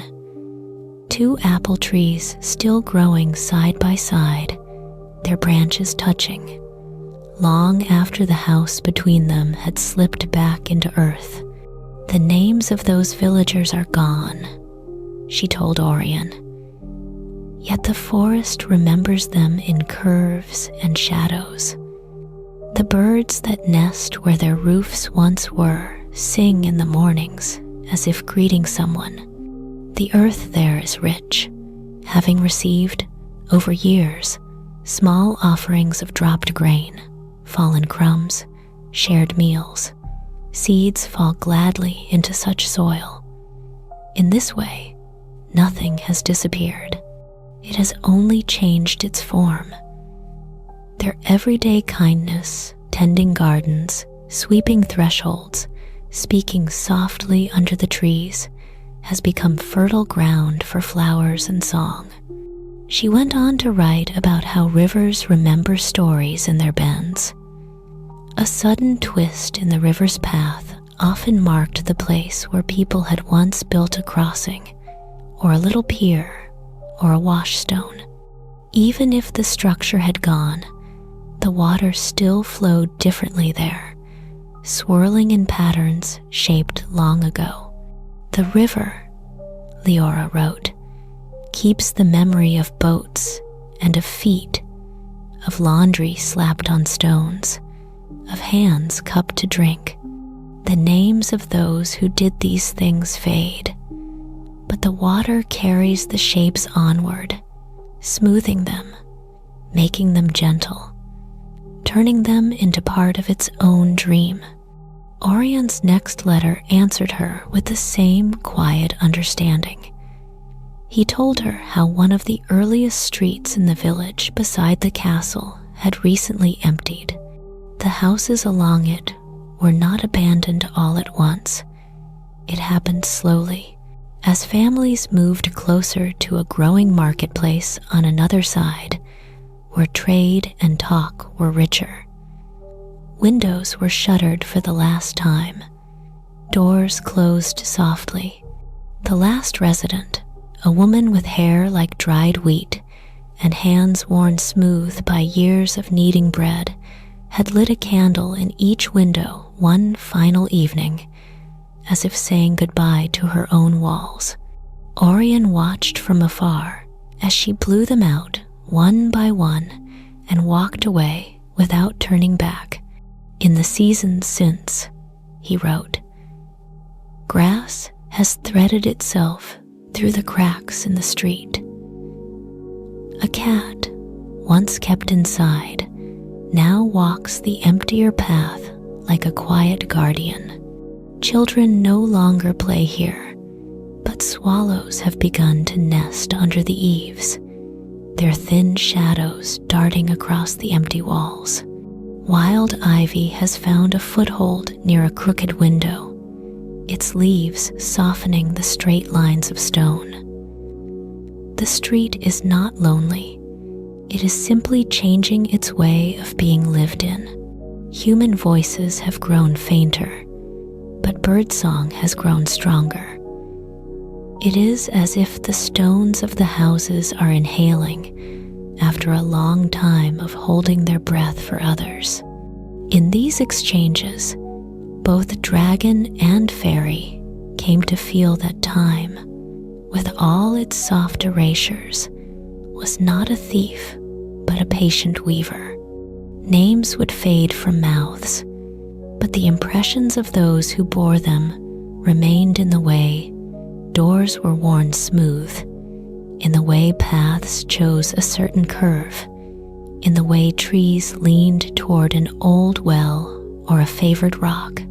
The letters they wrote during these years became gentler, more reflective, full of small observations about how the valley held on to what truly mattered, even as it let go of what it no longer needed to say aloud. They were diaries, not of loss, but of transformation, of memory changing shape like water poured into new vessels, And as the decades slid quietly into centuries, Orion and Leora found comfort in knowing that their own names, too, might one day fade from any story that passed between human tongues. What mattered was not that anyone would remember Orion or Leora, but that the valley would keep the feeling of being watched over kindly, the habit of being treated gently. The stones would remember being leaned on without fear. The roots would remember being listened to. The roads would remember carrying soft footsteps and quiet wishes. In that, there was a peace deeper than any single name, a peace that moved onward, quiet and silver, into the next age, where new lights and quiet inventions would begin to glow. It happened so gradually that at first, Orion could not have said when the age of gentle lights began. From his snowy ledge, the world below still moved in its familiar rhythms of dawn and dusk, sowing and harvest, laughter and rest. Yet, as the years slid softly into new decades, he began to notice that the valley did not fall back into darkness quite as quickly after sunset. At first, it was only a suggestion, a faint glow lingering behind certain windows, a small, steady point of light near the castle gate long after the sky had grown deep and full of stars. Then there were more such points, here and there, like new constellations blooming upon the earth's surface. They did not blaze, they did not shout. They were small, patient flames, sheltered behind glass and horn and carefully crafted metal, burning with a kind of quiet determination to soften the dark, not to banish it. Orion watched these new lights with careful eyes. He had known torches and open flames all his long life. Their warm, flickering faces were familiar to him. These were different. Their glow was gentler, more focused, held in place by delicate panes and curved glass. Lamps, he realized, were being made now with hands that had learned to shape not only stone and wood, but also light itself. In the castle's highest windows, he could see pale, steady circles of brightness, where candles sat inside clear glass cylinders that kept the wind from teasing their flames. On the streets of the town that had grown up around the hill, small lanterns now hung from iron hooks, their light soft and constant, guiding late walkers with a tenderness that made him think of fireflies, captured not in cages, but in tiny, transparent shells. As the nights stretched longer in winter, these gentle lights became more frequent, like beads stitched along the seams where house met street, or wall met gate. The valley did not turn into day at night. The great darkness still lay over fields and forest, and the sky still carried its silver hosts of stars.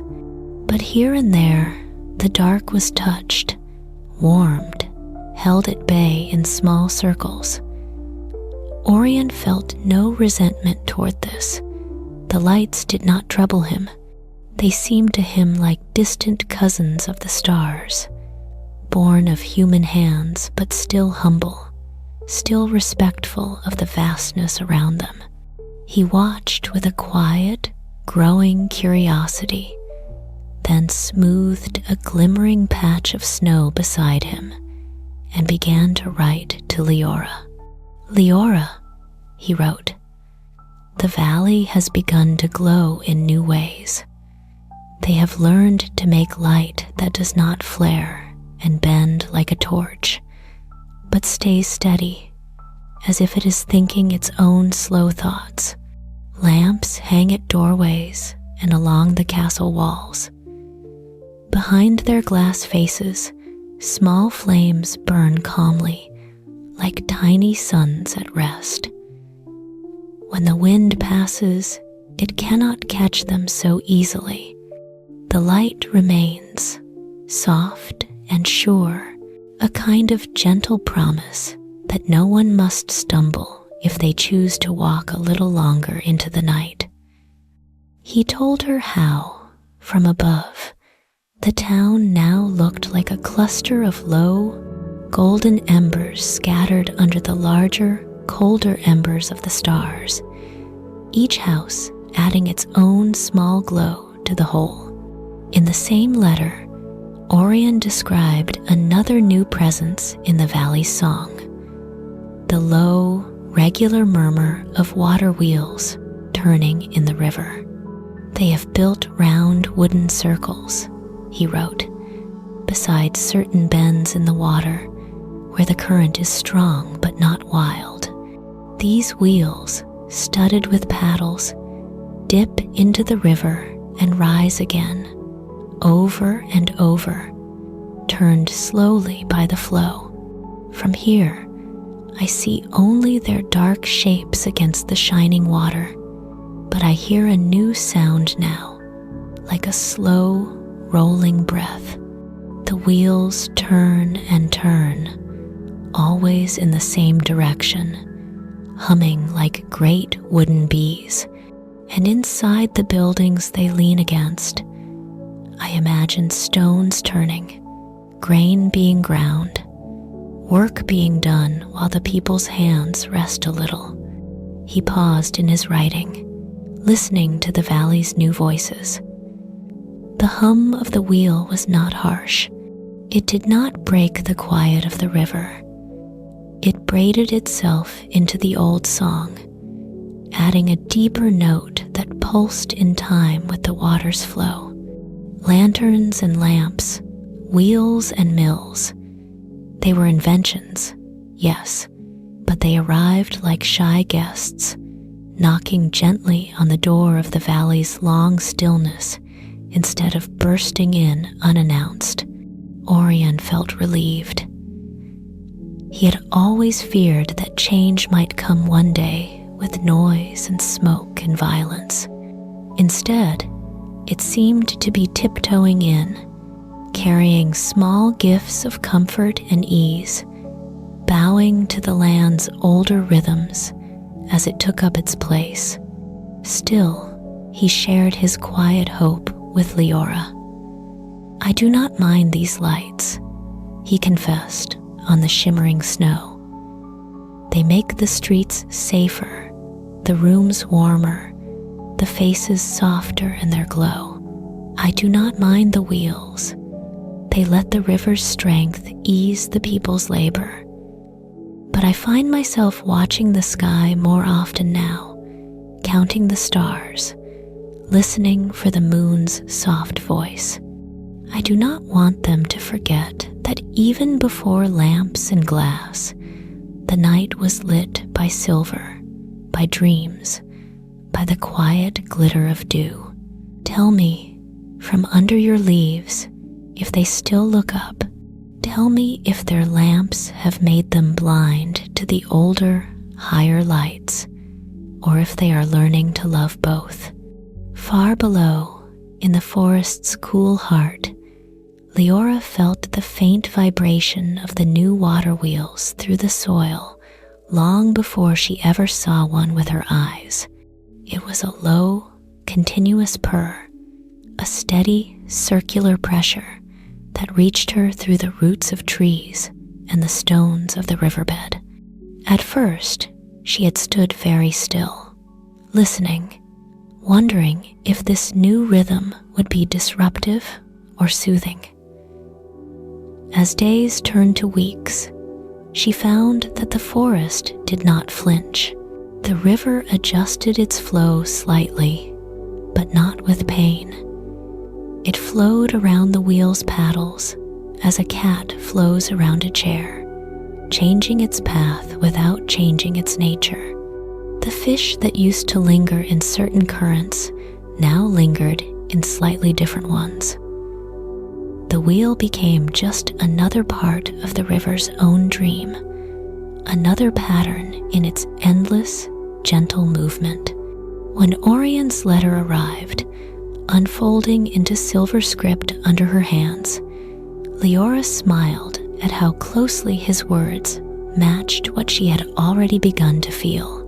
She returned to her hollow, lit her little pool of moonlit ink, and answered with careful joy. "Orion," she wrote, "your new lights shine all the way to the forest's edge. On some nights, when the leaves are thin and the air is clear, I can see the lamps on the castle walls through the branches, tiny, steady stars perched low upon the hill. They make the stone look kinder somehow, less like a tooth and more like a hearth. In the village streets, the lamps you see from above cast small, gentle circles on the ground. People walk through them as through puddles of gold. Their faces soften in that light, and their shadows stretch long and slender like quiet thoughts." She described how, certain evenings, people had begun to bring lanterns into the forest itself, but only a little way, only to the first ring of trees. They would hang these lanterns from low branches during small gatherings, festivals, or simply evenings when they wished to sit under leaves instead of under roofs. "The lanterns," she wrote, "look like fruit of fire, glowing among the green. Their light is gentle, not harsh. The forest does not shy away from it. The moths come to visit, circling in slow spirals. Children lie on blankets and watch the patterns the lanterns make on the leaves above them, as if the trees have learned a new way of wearing starlight. When the people leave, they take the lanterns with them, but sometimes they forget one. I usually guide a bird to nudge it free before the oil is all gone, so there is no harm. The branches seem to enjoy the warmth while it lasts, like a brief, soft kiss of sun at night." Then she wrote of the water wheels. From her vantage near the riverbank, she had seen one up close, a broad wooden circle turning with slow dignity in the current, its paddles dripping pearls of water each time they rose into the air.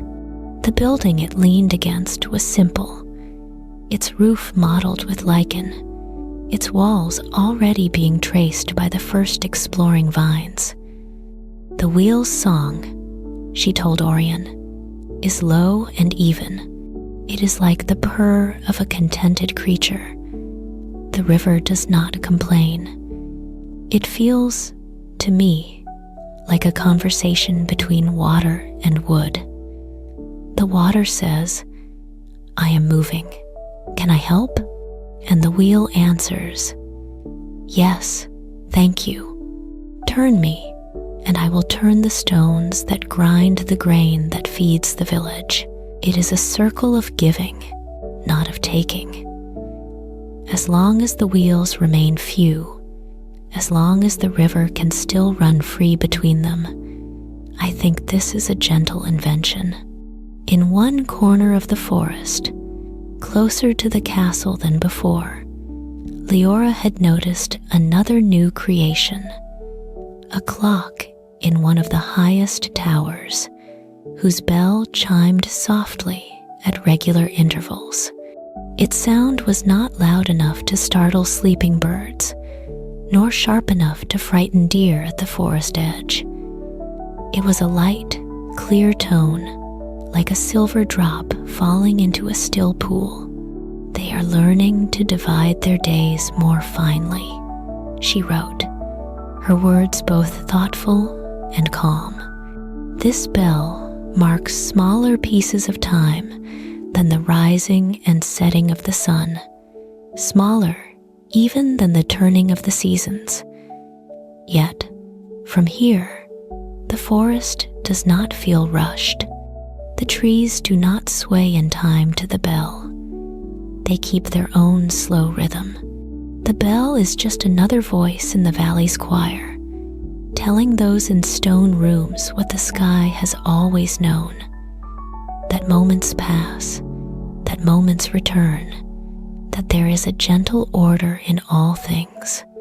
When Orion read of this clock, he realized he had already seen its face. A pale circle on the tower, with dark lines and moving hands that, from his distance, looked like thin shadows slowly turning. He had watched them without fully understanding their purpose. Now, knowing that they counted the smaller breaths of the day, he felt no anger at their careful ticking. His own heart beat far more slowly than any clock, but he recognized the human wish to name and hold the fleeting. In his next letter, he told Leora that the clock's face glowed faintly at dusk, lit by one of those new lamps she had described, so that its hands could still be read a little longer into the evening. "They are wrapping their time in light," he wrote. Yet, above them, the stars still move in their own measure. I think the two can live together, as long as they remember that the clock counts within the day, and the stars count beyond it. And so, the age of gentle lights and quiet inventions unfolded, not as a storm, but as a soft, silver drizzle of newness over old forms. Lamps and lanterns joined moon and stars. Water wheels joined river and rock. Bells and clocks joined bird calls and wind in the leaves. From his mountain, Orion watched with a calm that grew deeper with each letter he sent. From her forest, Leora listened with ears tuned both to roots and to distant human sounds. Together, through their words, they made sure that the valley understood it was possible to change and still remain peaceful, to welcome small comforts without losing sight of the sky, to let new lights bloom while the ancient silver ones still shone quietly above, blessing the world with their soft, eternal glow. There came a long, soft stretch of years when change in the valley no longer meant only building and brightening, but also a gentle loosening, a quiet letting go. From his high place among the snow and stone, Orion noticed it first, not in the busy town by the main castle, but at the edges of his gaze, where older towers had once pierced the sky like careful punctuation marks. There, on a crag of rock farther along the mountain range, stood a smaller stronghold that had been built in an earlier age, when people thought they needed more walls and higher places to feel safe. For a long time, it had been lit at night by a handful of torches, its narrow windows glowing like watchful eyes. Then, slowly, fewer torches were lit, fewer windows shone. The voices that carried up to him from that direction thinned, then faded, like a song sung more and more rarely, until only the air remembered its tune. At first, he wondered if this smaller castle had suffered some harm, but as seasons passed, the truth unfolded with the same calm rhythm as everything else. The roads leading to it grew less worn, while the paths to the main hill grew more certain under many steady feet. People did not rush away from the old stronghold. They simply went there less often, choosing the warmth and nearness of the town by the river. where markets hummed and lamps glowed, where the large castle had become a soft center of work and gatherings rather than a distant, lonely crown. One by one, shutters were closed at the mountain outpost, and one by one they stayed closed. The gate was left open one last time, and then its hinges stiffened, and grass began to grow in the cracks of the stones beneath it. The stronghold was not abandoned in anger or fear. It was simply allowed to rest. Orion watched this with a tenderness that surprised even him. He had seen many beginnings. Now he was watching a careful, peaceful ending. The roof of the small watchtower at the fortress's corner sagged a little in one winter under the weight of snow, then a little more the next. Tiles slid quietly away like old thoughts being released. No one rushed to fix them. In spring, rain fell through the gaps and softened the beams. In summer, seeds carried by birds and wind settled into those damp places, and tiny plants took root in the very bones of the roof. Ivy, which had once crept cautiously up the outer walls, now climbed more boldly, its tendrils curling through cracks in the stone as if embracing an old friend. In a few decades, the tower's sharp lines blurred. From the mountain, Orion saw the fortress's outline soften, smoothed by leaves and moss, its rigid silhouette becoming more rounded, more like part of the hillside itself. On a still, clear night, when the moon laid a pale path over snow and slate, Orion shaped another patch of polished snow beside him and began to write. "Leora," he wrote, his letters shining softly. "One of the old castles is going to sleep. No battle dimmed its fires. No sudden storm tore it down. The people simply stopped asking it to stand so alert.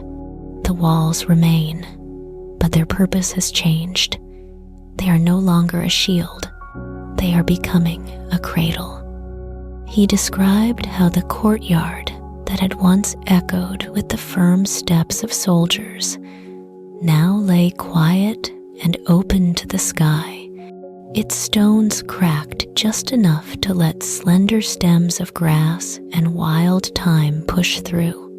He told her how, at dusk, he sometimes saw a fox slip through the old gate, tail a soft brush of red, moving with the easy confidence of one who knows there are no shouting voices left, no clanging armor, no urgent horns.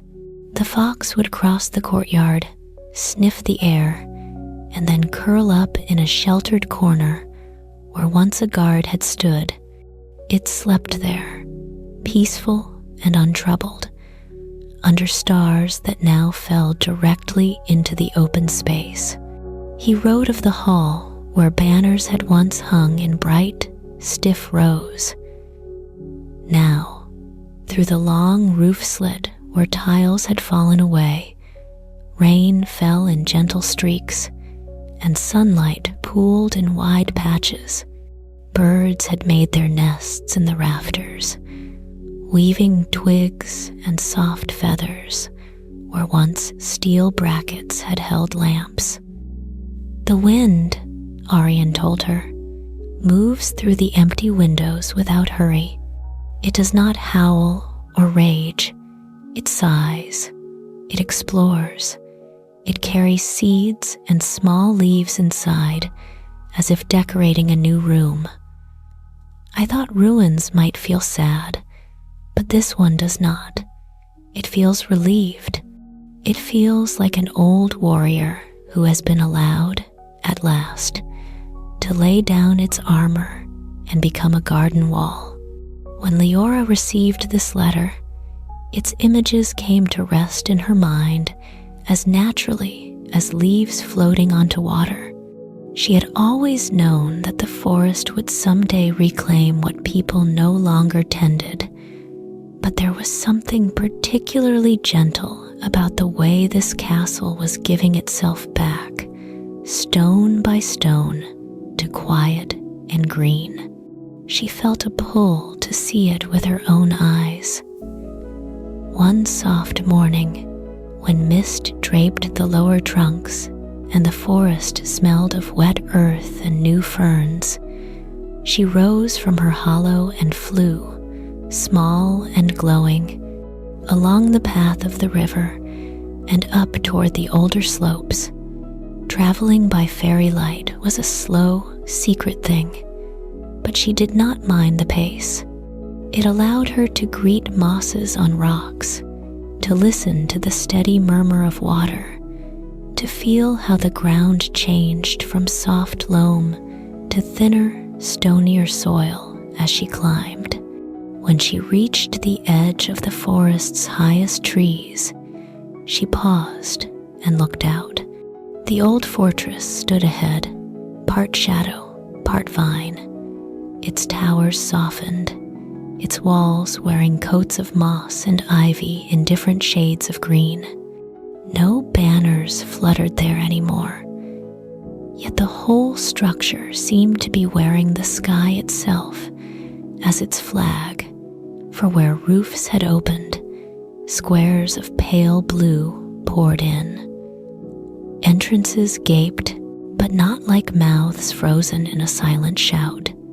They were doorways left ajar, inviting breeze and bird and fox and wildflower to come and go as they pleased. In that moment, Leora understood what Orion had written.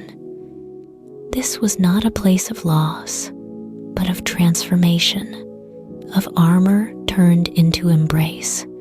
She flew closer, letting her small, bare feet touch down upon the broken stones of the outer courtyard. Grass grew between them, soft and fragrant. Little tufts of clover bore white flowers that bowed in the light wind. A few yellow blooms of wild mustard nodded near a fallen piece of carved stone. Leora walked slowly, her bell chiming faintly at her wrist, and all around her, the ruin responded with a hush that was not empty, but attentive, like a listener leaning in. In one corner, she found what had once been a fountain, a dry basin of cracked marble, its rim now lined with moss so thick it looked like a cushion. Rainwater had collected in a shallow pool, and in that pool, tiny water plants had taken root, their round leaves floating like miniature lily pads. A dragonfly skimmed across the surface, its wings catching light in brief silver flashes. In the great hall, where she stepped next, the transformation was even more tender. Ivy cascaded down the walls in long, gentle curtains, its leaves overlapping in tiers of green. Where tapestries had once kept out drafts, now sunlight crept in, striping the stone floor with warm rectangles. In one such rectangle, a small tree had planted itself a sapling, grown from a seed dropped perhaps by a bird or carried in on a gust. Its trunk was no thicker than a child's wrist, but its leaves were bright and determined. This, Leora thought, her heart full and quiet, is the new banner. No longer did cloth painted with heraldic beasts claim the space. Instead, living green rose up from the cracked floor, fluttering softly in the slightest breath of air. She sat on a fallen stone, smoothing her hand over its rough, lichen-covered surface, and let her gaze drift around the hall. She imagined the footsteps that had once echoed here, the voices that had once filled the air. Now those sounds had dissolved, but something peaceful had taken their place. The faint rustle of leaves, the drip of water from a broken cornice after last night's rain, the distant call of a bird. It felt like a room that had finished its loud life and had now become a place for dreaming. Leora breathed in the scent of damp stone, fresh green, and sun-warmed moss, and felt a profound sense of ease. Back in her hollow, later that day, she wrote her answer to Orion with ink made darker by her own reflections. "Orion," she began, "I have walked inside the sleeping castle you described. Your words were gentle. The reality is gentler still. The walls do not feel abandoned. They feel embraced. Ivy holds them like careful hands. Moss wraps their edges like a soft blanket. The floors that once carried the weight of armored boots now cradle the paws of foxes and the light steps of birds. In the main hall, a tree has begun to grow, where once there was only stone. Its roots are exploring cracks. Its branches are reaching up toward the places where the roof has opened to the sky. It is as if the earth, seeing this hollow place, simply filled it with life again. She told him about a corner room where shafts of light fell in such a way that ferns had sprung up in a cluster, their fronds arching outward like the wings of resting birds. She described finding a bird's nest tucked into what had once been the curve of a carved stone crest, the badge of some old house whose name no one spoke anymore. Now, instead of a painted animal, there were eggs, pale and speckled, holding quiet futures inside them. The old symbols, she wrote, have become cradles for new life. The ruin is not an end, but a gentle folding of one story into another. Where human pride once stood tall, now small, soft things flourish. It is not sad, Orion. It is serene. She added that, as she walked, she could feel memories in the stones, not sharp or insistent, but diffuse, like old perfume lingering in the folds of fabric. The stones remembered warmth, remembered voices, remembered being built. Now they were remembering something else. Sun on leaves, rain on moss, the slow, patient pressure of roots. The castle is learning to be earth again, she wrote. It is learning to be hill and garden and shelter for quiet creatures. Its stern lines are being rewritten in curves of vine and branch. Nothing that was good is lost. It is all being softened and replanted. When Orion read this letter, he felt a ripple of peace travel through him from scaled snout to coiled tail. He had watched countless births of towers and roads and bridges, but there was a special grace in watching their resting, their gentle surrender. In his next message, he told Leora that seeing the ruin from above now gave him the same feeling as watching snow melt into a stream. What had seemed hard and fixed had revealed itself as part of a larger flow. I think, he confessed, that I once feared endings. I thought they must be sharp and cold. But this castle has shown me that some endings are simply openings turned inside out. When roofs fall, the sky comes in. When walls crack, flowers appear. When gates rust, foxes walk through. and halls become secret gardens. Together, in this exchange of letters, dragon and fairy discovered that the valley's story was not a line that moved only forward, but a circle that touched old places in new ways. Buildings rose and then softened. Roads were laid and then grew faint. Names shone and then faded. Yet in every soft decline, there was room for petals and feathers, for quiet naps and green breaths. The ruins scattered across the hills became not wounds, but resting places, each one a reminder that the world knew how to lay down its heavy shapes and dream again, as moss and blossom, as secret gardens hidden behind broken arches, as peaceful corners where time itself seemed to sit down, fold its hands, and sigh with relief. The 1000th year did not arrive with trumpets or storms. It came the way all years in the valley came, folded quietly into the turning of the seasons, hidden in the soft repetition of dawn and dusk, of snowmelt and falling leaves.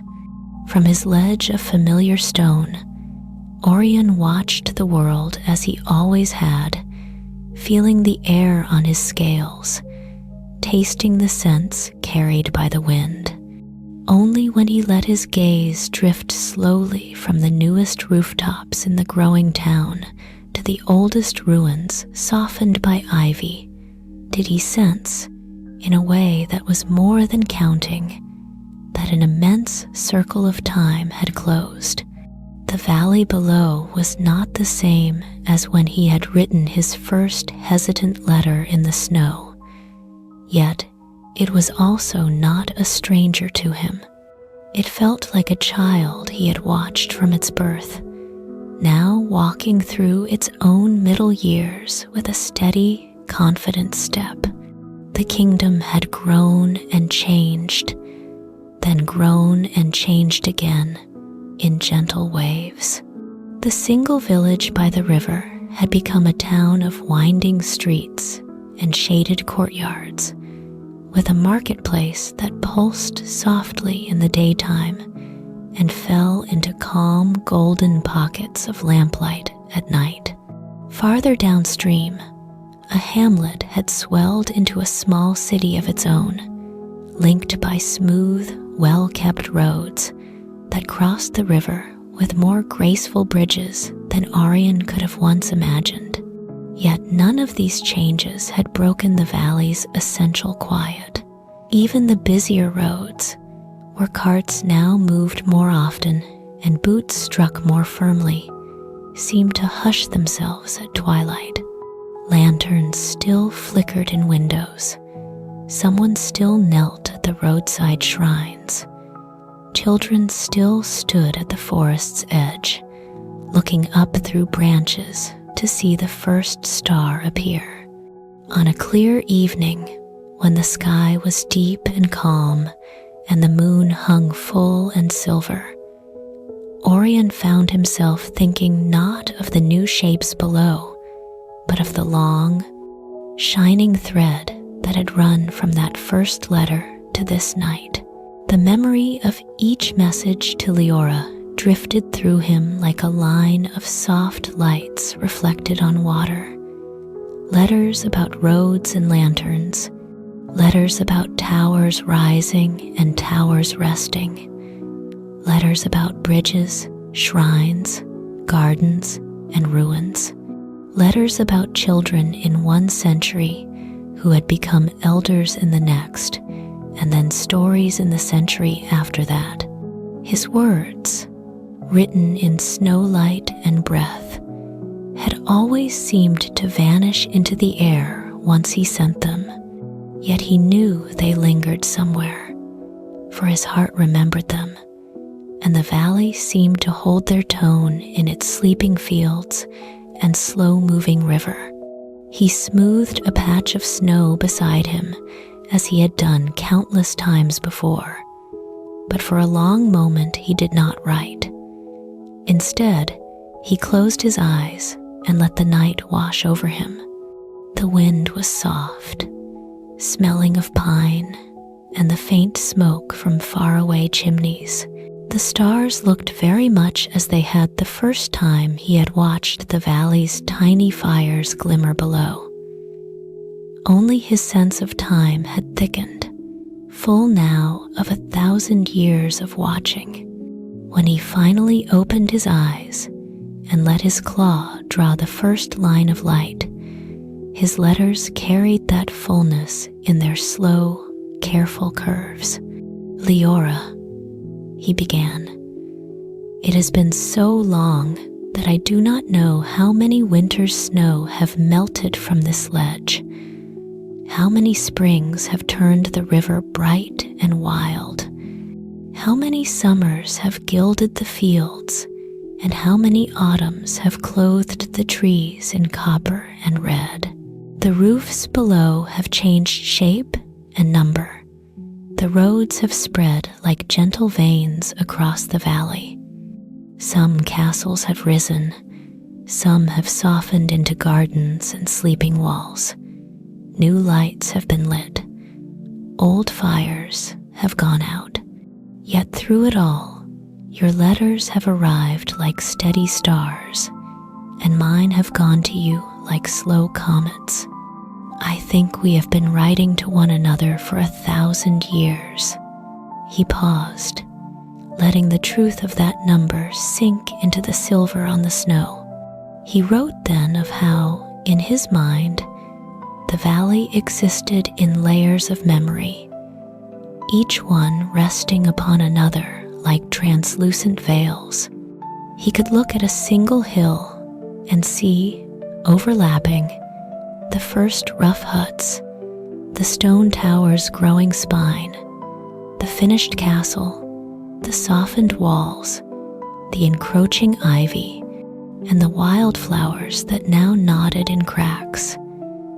He could see one road as it had been when only a few cautious carts used it, and as it was now, smooth and sure, edged with houses and shady trees. "To the people," he wrote, "it must seem that their world has always been almost as it is now, with only small differences between generations. But to us, the whole valley is a book of many chapters, each one written in different handwriting, but under the same moon." As the letter unfolded, his tone grew even more peaceful. There was no urgency in his words, only a deep, quiet gratitude. He thanked Leora for being his witness, for listening to his descriptions of stone and snow with the same patient attention she gave to roots and streams. "If I had watched alone," he admitted, "I think the years would have felt emptier, like snow falling into a deep well. But knowing you were there in your green hollow, recording the forest's answer to every change, has made time feel like a shared blanket. We have wrapped this valley in our words, you and I, not to bind it, but to comfort it." He sent the letter into the night, and the ribbon of silver light drifted down once more, weaving an invisible path between mountain and forest. It reached Leora as she sat at the entrance of her hollow, legs folded neatly beneath her, back resting against the great beech tree that had been her shelter since the first letter. The beech was larger now, its trunk wider and more furrowed, its roots deeper and more intertwined with the soil. Leora's own face had not changed in the ways human faces did. Fairies wore time differently, yet within her, the weight of 1,000 years of listening made her feel older than bark, younger than the smallest leaf, and as steady as the stars. She caught the glowing ribbon in her hands, and let it unfurl, Orion's words blooming across the air in lines of soft light. As she read, memories rose to meet them from within her. The first time she had heard his name carried on the wind, the first time she had walked the edge of the village, the first lanterns hung from branches, the first water wheel humming in the river's song. She remembered children's wishes whispered into tree bark, shrines built and rebuilt, a once empty street now filled with a gentle workshop whose windows glowed late into the evening while someone crafted lamps and delicate glass. She had watched people come and go, too, some with faces she still recalled clearly, others reduced to feelings now, to a particular kind of laughter or a habitual kindness that had sunk into the soil like rain. She rose, stepped inside her hollow, and looked around at the place where she had written all her letters. On a shelf of stone near her bed of woven grasses lay many thin sheets of bark paper, some blank, some filled with her own silver script. Orion's words, once read, did not remain in visible form. They sank into her heart and into the beach's deep memory. But her answers, she had always copied once more before sending, leaving behind a second trace of every thought she had shared. The hollow was ringed with these records, tucked neatly into crevices in the bark, pressed flat between smooth stones.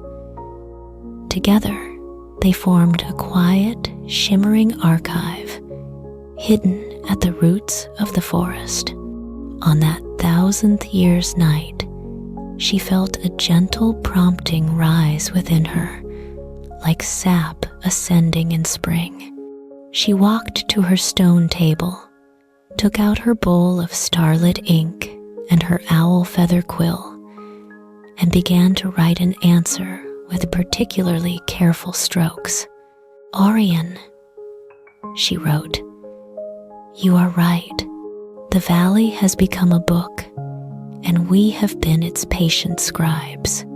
The roads, the rivers, the castles, and the ruins, the lanterns and the shrines, the seasons and the songs, they have all passed before us as pages, and we have turned them together. I, who listen to roots and streams, have learned to see through your eyes the curve of towers and the glow of rooftops. You, who look from snow and cloud, have learned, I hope, to feel beneath your gaze the secret life of soil and seed." She admitted that she, too, had been counting in her own way, not winters and summers, but cycles of the forest's breath. How many times certain trees had shed their leaves and grown them anew. How many times the same patch of wildflowers had risen and fallen. How many generations of foxes had trotted along the forest's edges. 1,000 years, she wrote, is a long dream even for a forest. Yet our letters have made it feel like a single, continuous night of watching, with you on the mountain and me among the roots, whispering to one another whenever the world sleeps deeply enough to hear us. Then, with a kind of quiet decisiveness, she turned her words toward the future.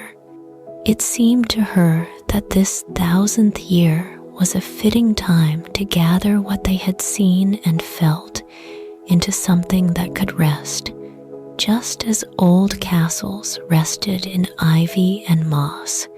"I have been thinking," she told him, "that our letters are like leaves scattered by the wind. They have floated between us, glowing for a moment in the air, then sinking into snow and bark and memory. I would like to bind them now, not with thread or leather, but with intention. Let us imagine a book, Orion, not of paper, but of light and hush. A book that the valley itself might hold in its sleep, turning its pages whenever it dreams. She described this book slowly, lovingly, so that the description itself became an act of creation. Its cover would be the color of midnight, soft and deep, with the faint sheen of silver scales and translucent wings pressed into it like a pattern. Its pages would be thin and luminous, each one carrying not every word they had ever written, but the feeling of them, the way the first lanterns had looked against the trees, the way the first tower had cast its shadow on the river, the way ivy had curled around old stones, the way wildflowers had bloomed along roads. This book, she wrote, will not be kept in a room. It will float gently above the valley when the world is most quiet at the edge of sleep. Invisible to waking eyes, it will open over rooftops and roots, over ruins and new homes, and its pages will turn with the movement of the wind.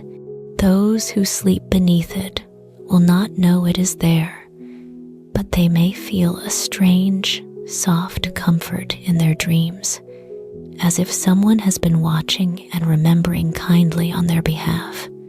As she finished the letter, Leora pressed her palm against the beech's inner wall, sharing the idea with the tree's slow, receptive heartwood.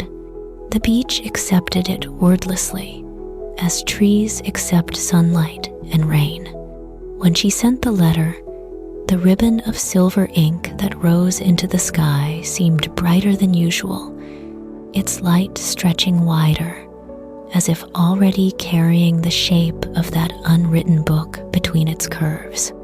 Orion, seeing it lift toward his ledge, felt something within him respond like embers stirred by a gentle breath. When he read her proposal on his snow-smoothed page, a soft joy filled him, spreading through his great body like warmth. He imagined the book as she had described it, a quiet volume of light drifting above fields and forests, above cobbled streets and sleeping rivers. He imagined the valley cradled inside it, every stone and root resting beneath a blanket of remembered kindness. In his answer, he agreed not with excitement, but with a deep, calm certainty. Yes, he wrote, let us gather our 1,000 years of silver ink into one dream. Let it be a book of soft history, not of battles and boundaries, but of roads and lanterns, of petals and snowfall, of names that fade and stones that remember. Let it turn its pages whenever the night is clear and the world is tired, so that those who sleep may feel, without knowing why, that their lives rest in a story that has been watched over, written down, and cherished. And so, although no human eye saw it and no human hand ever touched it, the book of their letters came into being not in a library, but in the gentle, shared imagination of dragon and fairy, and in the attentive heart of the valley itself, above rooftops and roots, above ruins and new towers, above children and elders and all the sleeping creatures of the night. Something invisible and soft began to glow, like a thin, silver volume slowly opening. Its pages were the years, Its ink was moonlight and starlight, snow breath and sap. Its authors were a dragon on a mountain and a fairy in a forest, who had written to each other for 1,000 years, turning the secret history of one small world into a lullaby of time, ready now to be whispered over every quiet dream. The night that would carry their last letters began like any other, with the sky unfolding slowly into deep indigo and silver, and the first stars stepping out of hiding one by one. On the mountain, snow lay in long, smooth drifts that glowed faintly in the moonlight, and Orion rested in his accustomed place upon the ledge, wings folded, tail coiled, eyes half closed in quiet thought. Far below, the valley breathed in its familiar rhythm. Lights in the town's windows flickered and dimmed as one home after another settled into rest. The main castle on the hill wore its soft crown of lanterns along the walls, each flame a calm, golden eye watching over the roofs clustered at its feet. The river wound through it all, a silver ribbon that reflected the moon and carried the soft hush of water over stone into every listening corner. Nothing in the valley suggested an ending. Children still curled against warm blankets. Old folks still sat for a few last moments by cooling hearths, hands folded loosely in their laps. Somewhere, a late walker crossed a small bridge, their footsteps tapping gently on worn planks before fading into the quiet. The forest at the valley's edge stood dark and deep, but not forbidding. Its trees were tall silhouettes against the lighter sky, their branches interlaced like fingers, holding the night. Yet within this familiar stillness, something in Orion knew that a circle had truly closed. 1,000 years of silver ink, 1,000 years of watching and writing, had ripened into a single, complete thought. The invisible book that he and Leora had imagined now felt fully formed, luminous and whole, floating unseen above the sleeping world. He lowered his head and looked at the snow beside him. For the first time in all those centuries, he hesitated before smoothing a fresh page. It was not reluctance.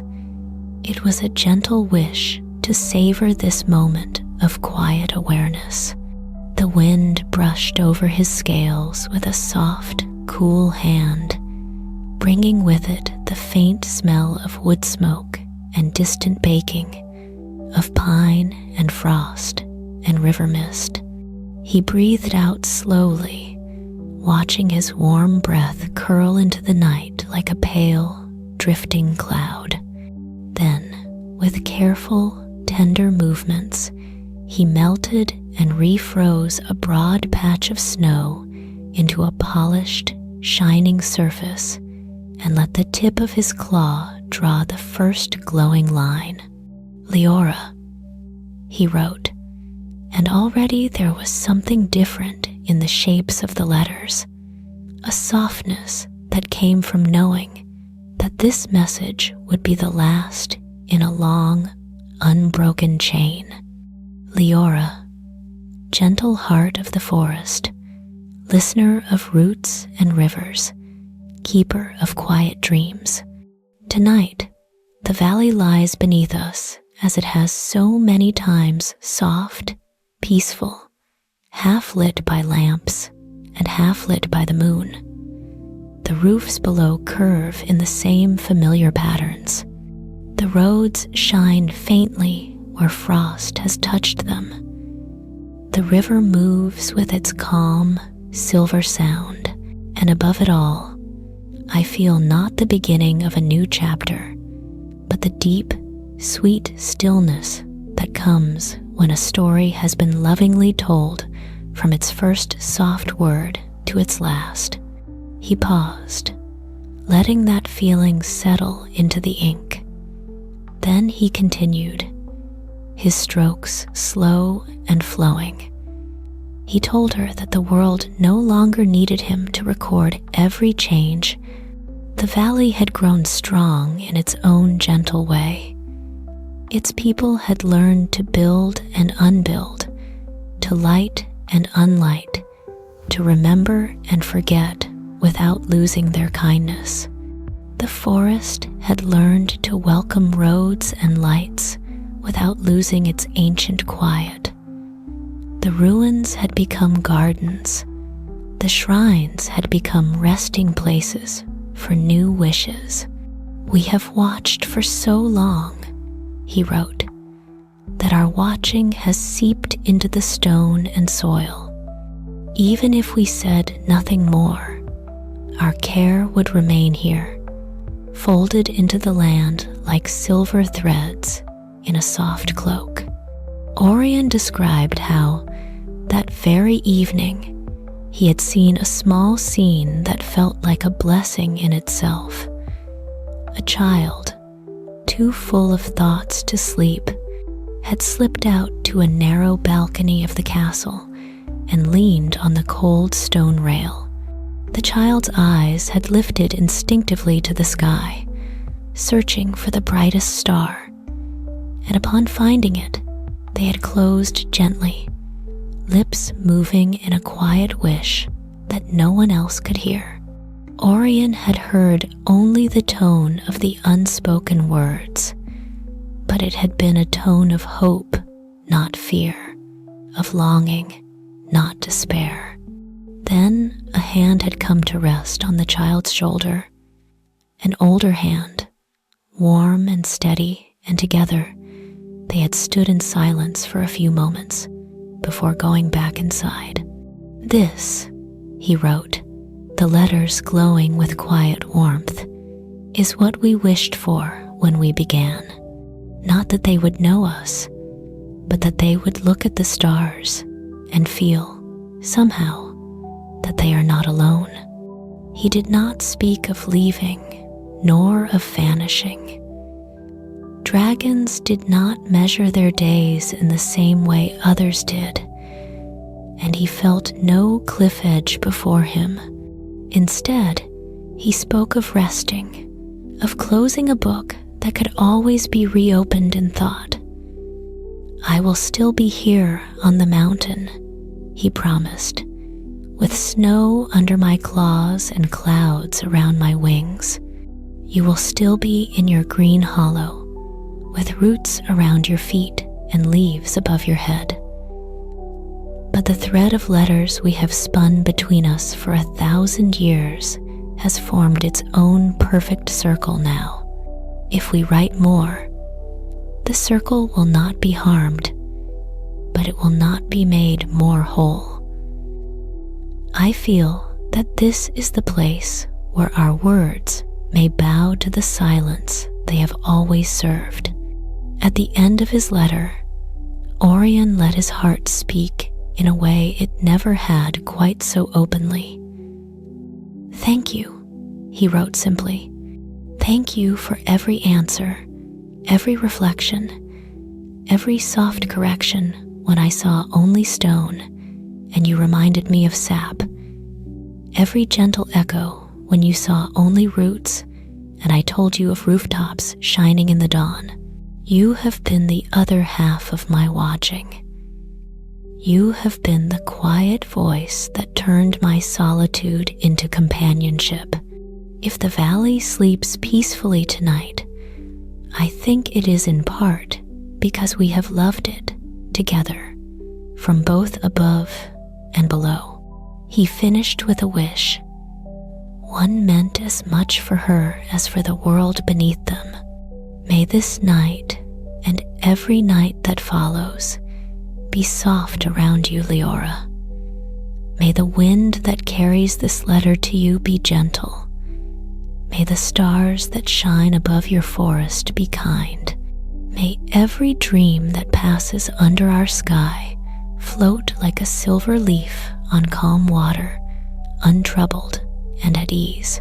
Then he breathed upon the glowing script, and the letters rose in a slow, luminous ribbon, coiling upward once, and then gliding down the long, familiar path toward the forest's dark embrace. Leora felt the letter long before it unfurled in her hands. She had been sitting at the base of the beach, listening to the night in the way she loved best, with her eyes half closed and her senses woven into roots and streams and sleeping leaves. The forest was very quiet, its creatures wrapped in their own small dreams, the ever-present murmur of the river, the soft sigh of needle and leaf, the distant, muted bells of the town beyond the trees. These sounds blended into a single, peaceful hum when the silver ribbon of Orion's words slipped between the branches and came to rest in her open palms. It seemed like a natural continuation of that hum, as if the night itself had chosen to speak. She read his letter, and as she did, a calm that was almost like drowsiness, but sweeter, settled around her.